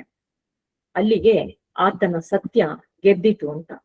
ಸತ್ಯ ಎಲ್ಲಿಯ ತನಕ ಹೋಯ್ತು ಅದು ಅಂತ ಕೇಳಿದ್ರೆ, ಸಾಕ್ಷಾತ್ ಜಗದೊಡೆಯ ಶಿವನನ್ನ ತಂದು ಭೂಮಿಗೆ ನಿಲ್ಲಿಸುವಷ್ಟು, ಭಗವಂತನನ್ನ ತಂದು ಭೂಮಿಗೆ ನಿಲ್ಲಿಸುವಷ್ಟು ಅದು ಶಕ್ತವಾಯಿತು ಅಂತ. ಭೂಮಿಗೆ ಆತ ಮನುಷ್ಯನನ್ನ ನೋಡ್ಲಿಕ್ಕೆ ಅಂತ ಬರ್ತಾನೆ, ಆಶೀರ್ವಾದ ಮಾಡ್ಲಿಕ್ಕೆ ಅಂತ ಬರ್ತಾನೆ. ತಾನು ಮತ್ತೆ ಸತ್ಯ ಅಥವಾ ತಾನು ಮತ್ತೆ ಸೌಂದರ್ಯ ಎರಡು ಕೂಡ ಬೇರೆ ಅಲ್ಲ ಅಂತ ಅನ್ನೋದನ್ನ ಭೂಮಿಗೆ ಎಳೆದು ತಂದ ಉದಾಹರಣೆ ಇದು. ಭಗವಂತನನ್ನೇ ಭೂಮಿಗೆ ಎಳೆದು ತಂದ ಉದಾಹರಣೆ. ನಮ್ಮ ಇತಿಹಾಸದ ಕಾವ್ಯಗಳಲ್ಲೆಲ್ಲ ಬಹಳ ಉತ್ಕೃಷ್ಟವಾದ ಒಂದು ಉದಾಹರಣೆಯಾಗಿ ಇದು ನಮ್ಮ ಕಣ್ಣ ಮುಂದೆ ನಿಲ್ಲತ್ತೆ ಅಂತ ಅನ್ನೋದು. ಮನುಷ್ಯ ಪ್ರಯತ್ನ ಪಟ್ರೆ ಇಲ್ಲಿಯ ತನಕದ ಹಾದಿ ಇದೆ ಅವನಿಗೆ ಕ್ರಮಿಸ್ಲಿಕ್ಕೆ. ಇಲ್ಲಿಯ ತನಕದ ಒಂದು ದಾರಿ ಇದೆ ಅವನಿಗೆ ಕ್ರಮಿಸ್ಲಿಕ್ಕೆ ಅಂತ ಅನ್ನೋದು. ಅವನನ್ನ ಪರೀಕ್ಷೆ ಮಾಡ್ಲಿಕ್ಕೆ ಬಂದವನ್ ಯಾರು, ಬೇರೆ ಬೇರೆಯವರು ಯಾರ್ಯಾರಾಗಿದ್ರು, ನಕ್ಷತ್ರಿಕನ ಪಾತ್ರ ವಹಿಸಿದವ್ರು ಯಾರು ಅಂತ ಅನ್ನೋದಕ್ಕೆಲ್ಲ ಉದಾಹರಣೆಗಳು ಸಿಗ್ತವೆ. ಅವರೆಲ್ಲರೂ ಕೂಡ ಹರಿಶ್ಚಂದ್ರ ಮಹಾರಾಜನನ್ನ ಹರಕೆ ಕಟ್ಟುತ್ತಾರೆ ಅವನಿಗೆ. ಏನು ಅಂತ ಕೇಳಿದ್ರೆ, ಆತ್ಮವಿಕ್ರಮ, ಇದು ಪತ್ನಿ ಪುತ್ರರನ್ನು ವಿಕ್ರಯ ಮಾಡಿದಂತಹ ಈ ಒಂದು ಹರಿಶ್ಚಂದ್ರನ ತನ್ನ ಆತ್ಮವನ್ನೇ ವಿಕ್ರಯ ಮಾಡ್ಕೊಂಡಿದ್ದ ಅವನು, ಅಂದ್ರೆ ಮಾರಾಟ ಮಾಡ್ಕೊಂಡಿದ್ದ. ಹಾಗೆ ಮಾರಾಟ ಮಾಡಿಕೊಳ್ಳುವುದರ ಮೂಲಕ ತನ್ನ ಆತ್ಮವಿಕ್ರಮವನ್ನ ಆತ ಸಾಧಿಸಿದ ಹರಿಶ್ಚಂದ್ರ. ಅದನ್ನೇ ಇಲ್ಲಿ ಹೇಳ್ತಾರೆ. ಹಾಗೆ ಆತ್ಮವಿಕ್ರಮವನ್ನ ಅವನು ಸಾಧಿಸಿದ ಅಂತ ಅನ್ನೋದನ್ನ ಹೇಳ್ತಾರೆ. ಹೀಗಿರುವಾಗ ಅವನು ಬದುಕಿನಲ್ಲಿ ಗೆದ್ದ ಹರಿಶ್ಚಂದ್ರ. ಜೊತೆಗೆ ತನ್ನ ನಡೆಯಿಂದ ಸಾಮಾಜಿಕವಾದದ್ದನ್ನು, ಅಂದ್ರೆ ಸಮಷ್ಟಿಯನ್ನು ಜೊತೆಗೆ ವ್ಯಷ್ಟಿಯನ್ನು ಎರಡನ್ನ ಸೇರಿಸಿ ಆತ ಗೆದ್ದ ಅಂತ ಅನ್ನೋದಕ್ಕೆ ಉದಾಹರಣೆಯಾಗಿ ನಮ್ಮ ಮುಂದೆ ಆ ಮಹಾಕಾವ್ಯ ನಿಲ್ಲತ್ತೆ ಅಂತ ಅನ್ನೋದು. ಹೀಗೆ ನಿಲ್ಲೋದರ ಮೂಲಕ ಬಹಳ ದೊಡ್ಡ ಒಂದು ದಾರಿಯನ್ನ, ಮೌಲ್ಯವನ್ನ ನೀಡಿ ಹೋದಂತಹ ಒಂದು ಕಥೆ ಇದು. ವ್ಯಕ್ತಿ ತಾನೇ ಮೌಲ್ಯವಾಗುವ ಉದಾಹರಣೆಯನ್ನ ನಮ್ಮ ಕಣ್ಣ ಮುಂದೆ ಬಿಟ್ಟು ಹೋದ ಕಥೆ ಇದು. ವಿಶ್ವಾಮಿತ್ರರೂ ಸಹ ಹರಿಶ್ಚಂದ್ರನಿಗೆ ಮಣಿತಾರೆ. ಅಂದ್ರೆ ದಾರಿಯ ನಿಶ್ಚಿತತೆ ಇದ್ರೆ, ಅದು ಆತ್ಮವತ್ತದ್ದಾಗಿದ್ರೆ ಒಬ್ಬ ಮುನಿ ಕೂಡ ಹೇಗೆ ಮಣಿತಾನೆ ಅಂತನ್ನುವಂತಹ ಒಂದು ಮೌಲ್ಯವನ್ನ ಹೇಳಿದಂತಹ ಘಟನೆ. ಈಗ ನೋಡಿ, ಅನೇಕ ಹೋರಾಟಗಾರರಲ್ಲಿ, ಸಾಮಾಜಿಕ ಹೋರಾಟಗಾರರಲ್ಲಿ ನಾವು ಕಾಣೋದೇನು ಅಂತ ತುಂಬಾ ಜನರ ಆರೋಪ ಇದೆ. ಅದು ಸಾಮಾಜಿಕವಾಗಿದ್ದಿದ್ರೆ ಅದು ವೈಯಕ್ತಿಕವಾಗಿರೋದಿಲ್ಲ, ವೈಯಕ್ತಿಕವಾಗಿದ್ರೆ ಅದಕ್ಕೆ ಸಾಮಾಜಿಕತೆಯ ಒಂದು ಹರಿವು ಇರೋದಿಲ್ಲ ಅಂತ ಅನ್ನೋದು. ಹರಿಶ್ಚಂದ್ರ ಈ ಎರಡನ್ನೂ ಕೂಡ ಸಾಧಿಸಿದಂತಹ ಅದ್ಭುತ ಉದಾಹರಣೆಯಾಗಿ ನಮ್ಮ ಕಣ್ಣು ಮುಂದೆ ನಿಲ್ತಾನೆ ಅಂತ ಅನ್ನೋದು. ಬಹುಶಃ ನನ್ನ ಸಮಯ ಮುಗಿದಿದೆ. ನಾನೆಷ್ಟು ನ್ಯಾಯ ಒದಗಿಸಿದೀನಿ ಈ ನನ್ನ ವಿಷಯಕ್ಕೆ ಅಂತ ಅನ್ನೋದು ನನಗೆ ಗೊತ್ತಿಲ್ಲ. ಹೇಳ್ತಾ ಹೋದ್ರೆ ಹರಿಶ್ಚಂದ್ರ ಕಾವ್ಯವನ್ನ ವರ್ಷಗಟ್ಲೆ ನಾವು ಹೇಳ್ಬಹುದು, ಅದನ್ನ ಅನುಸಂಧಾನ ಮಾಡ್ಕೊಳ್ಬಹುದು, ಅದನ್ನ ಅರ್ಥ ಮಾಡ್ಕೊಳ್ಬಹುದು, ಭಾವಿಸ್ಬಹುದು, ನಾವು ಹೋಗ್ಬಹುದು, ಆ ದಾರಿಯಲ್ಲಿ ನಡಿಬಹುದು. ಹೀಗಿರುವಾಗ ಈ ಒಂದು ಅವಕಾಶವನ್ನ ನನ್ನ ಮುಂದೆ ತಂದಿಟ್ರಿ. ಕೇಳುವ ಕಿವಿಯಾದದ್ದಕ್ಕೆ ನಿಮಗೆಲ್ಲರಿಗೂ ಅನಂತಾನಂತ ಕೃತಜ್ಞತೆಗಳು ಮತ್ತು ಧನ್ಯವಾದಗಳು. ನಮಸ್ಕಾರ. ಇಷ್ಟೊತ್ತು ಬಹಳ ಪ್ರಬುದ್ಧವಾಗಿ ಒಳ್ಳೆಯ ವಿಷಯವನ್ನ ಆಯ್ದುಕೊಂಡು ಮಾತನಾಡಿದ ಡಾಕ್ಟರ್ ಸಂಧ್ಯಾ ಹೆಗಡೆ ದೊಡ್ಡಹೊಂಡ ಅವರಿಗೆ ಧನ್ಯವಾದಗಳು. ಕೆಲವರ ಪ್ರಶ್ನೆಗಳಿವೆ. ಪ್ರಶ್ನೆಗಳು ಚುಟುಕಾಗಿರ್ಲಿ, ಒಂದೇ ಲೈನ್ ನಲ್ಲಿರ್ಲಿ, ಅದು ಚರ್ಚೆಗೆ ಅವಕಾಶ ಆಗದೇ ಇರಲಿ, ಪ್ರಶ್ನೆ ಆಗಿಯೇ ಇರಲಿ. ಮತ್ತೆ ಈ ರಾಘವಾಂಕನ ಹರಿಶ್ಚಂದ್ರ ಕಾವ್ಯಕ್ಕೆ ಸೀಮಿತವಾಗಿರ್ಲಿ ಅಂತ ಹೇಳ್ತಾ, ಪ್ರಶ್ನೆ ಮೊದಲು ಶಂಕರನಾರಾಯಣ ಅವರದ್ದು. ನಮಸ್ಕಾರ. ತುಂಬಾ ಚೆನ್ನಾಗಿತ್ತು. ನಮಗೆ ಬರೀ ಕತೆ ಗೊತ್ತಿತ್ತೆ ಹೊರತು ಈ ಮೌಲ್ಯಗಳು ನಮಗೆ ಗೊತ್ತಿರಲಿಲ್ಲ. ವಿಶದವಾಗಿ ತಿಳಿಸ್ಕೊಟ್ಟಿದ್ದೀರಾ, ಅದಕ್ಕೆ ಅನಂತ ಧನ್ಯವಾದಗಳು. ಮಧ್ಯೆ ಹೇಳ್ಬೇಕಾದ್ರೆ ಬೆಳ್ಳುವಡೆ ಎಂದು ಒಂದು ಪದ ಬಂತು, ನಾನು ಅದು ಕೇಳಿಲ್ಲ. ಬೆಳ್ಳುವಡೆ ಅಂದ್ರೆ ಏನು? ಬೆಳ್ಳುವಡೆ ಅಂತಂದ್ರೆ ಅದೊಂದು ಶ್ವೇತ ಛತ್ರ ಅಂತ ಹೇಳ್ತಾರಲ್ಲ, ಅದು ರಾಜರು ಬರುವಾಗ ತಕೊಂಡ್ ಬರ್ತಾರಲ್ಲ, ಅಂದ್ರೆ ಮುಂದೆ ಬರುತ್ತೆ ಅದು. ರಾಜರು ಬರುವಾಗ ಅವರ ಒಂದು ಸಂಕೇತವಾಗಿ, ಅಂದ್ರೆ ರಾಜ ಬರ್ತಿದ್ದಾನೆ ಅಂತ ಅನ್ನೋದ್ರ ಸಂಕೇತವಾಗಿ ಅದು ಬರುತ್ತೆ. ಅದಕ್ಕೆ ಬೆಳ್ಳುಗೊಡೆ ಅಂತ. ಶ್ವೇತ ಛತ್ರ ಅದು ಪರಂಪರಾಗತವಾಗಿ ಒಬ್ಬರಿಂದ ಒಬ್ಬರಿಗೆ ದಾಟ ಬರುತ್ತೆ. ಅದು ಇಕ್ಷ್ವಾಕು ವಂಶದ ರಾಜರಲ್ಲಿ 14 ರಾಜರು ಆಳ್ ಹೋಗಿದ್ದಾರೆ. ಇವನಿಗೆ ಅದು ಅವನ ಪರಂಪರೆಯಿಂದ ಬಂದಿತ್ತು, ಹರಿಶ್ಚಂದ್ರನಿಗೆ. ಹಾಗಾಗಿ ಅದನ್ನ ಕೊಡೋದಿಲ್ಲ ಅಂತ ಹೇಳ್ತಾನೆ. ಅದಂದ್ರೆ ಒಂಥರ ಹೀಗೆ ರಾಜಮುದ್ರೆ ಅಥವಾ ಕಿರೀಟ, ಈಗ ತಂದೆ ತಾಯಿಗಳಿದ್ದ ಹಾಗೆ, ಅದು ಕುಲದೈವ ಇದ್ದ ಹಾಗೆ, ಅದನ್ನ ಯಾರ ಕೈಗೂ ಕೊಡೋದಿಲ್ಲ. ಅದಕ್ಕೊಂದು ಸಂಪ್ರದಾಯ ಇದೆ, ಅದನ್ನ ಬೆಳ್ಳುಗೊಡೆ ಅಂತ ಹೇಳ್ತಾರೆ. ಓ, ಬೆಳ್ಳುಗೋಡೆನೋ? ನಾನು ಬೆಳ್ಳುಗೋಡೆ ಅಂತ ಅನ್ಕೊಂಡಿದ್ದೆ. ಧನ್ಯವಾದ. ಶ್ವೇತ ಛತ್ರ. ಹಾ, ಗೊತ್ತಾಯ್ತು. ಈಗ ರಾಜದಂಡ ಇದ್ದ ಹಾಗೆ. ಹೌದು ಹೌದು. ಧನ್ಯವಾದ. ಧನ್ಯವಾದಗಳು.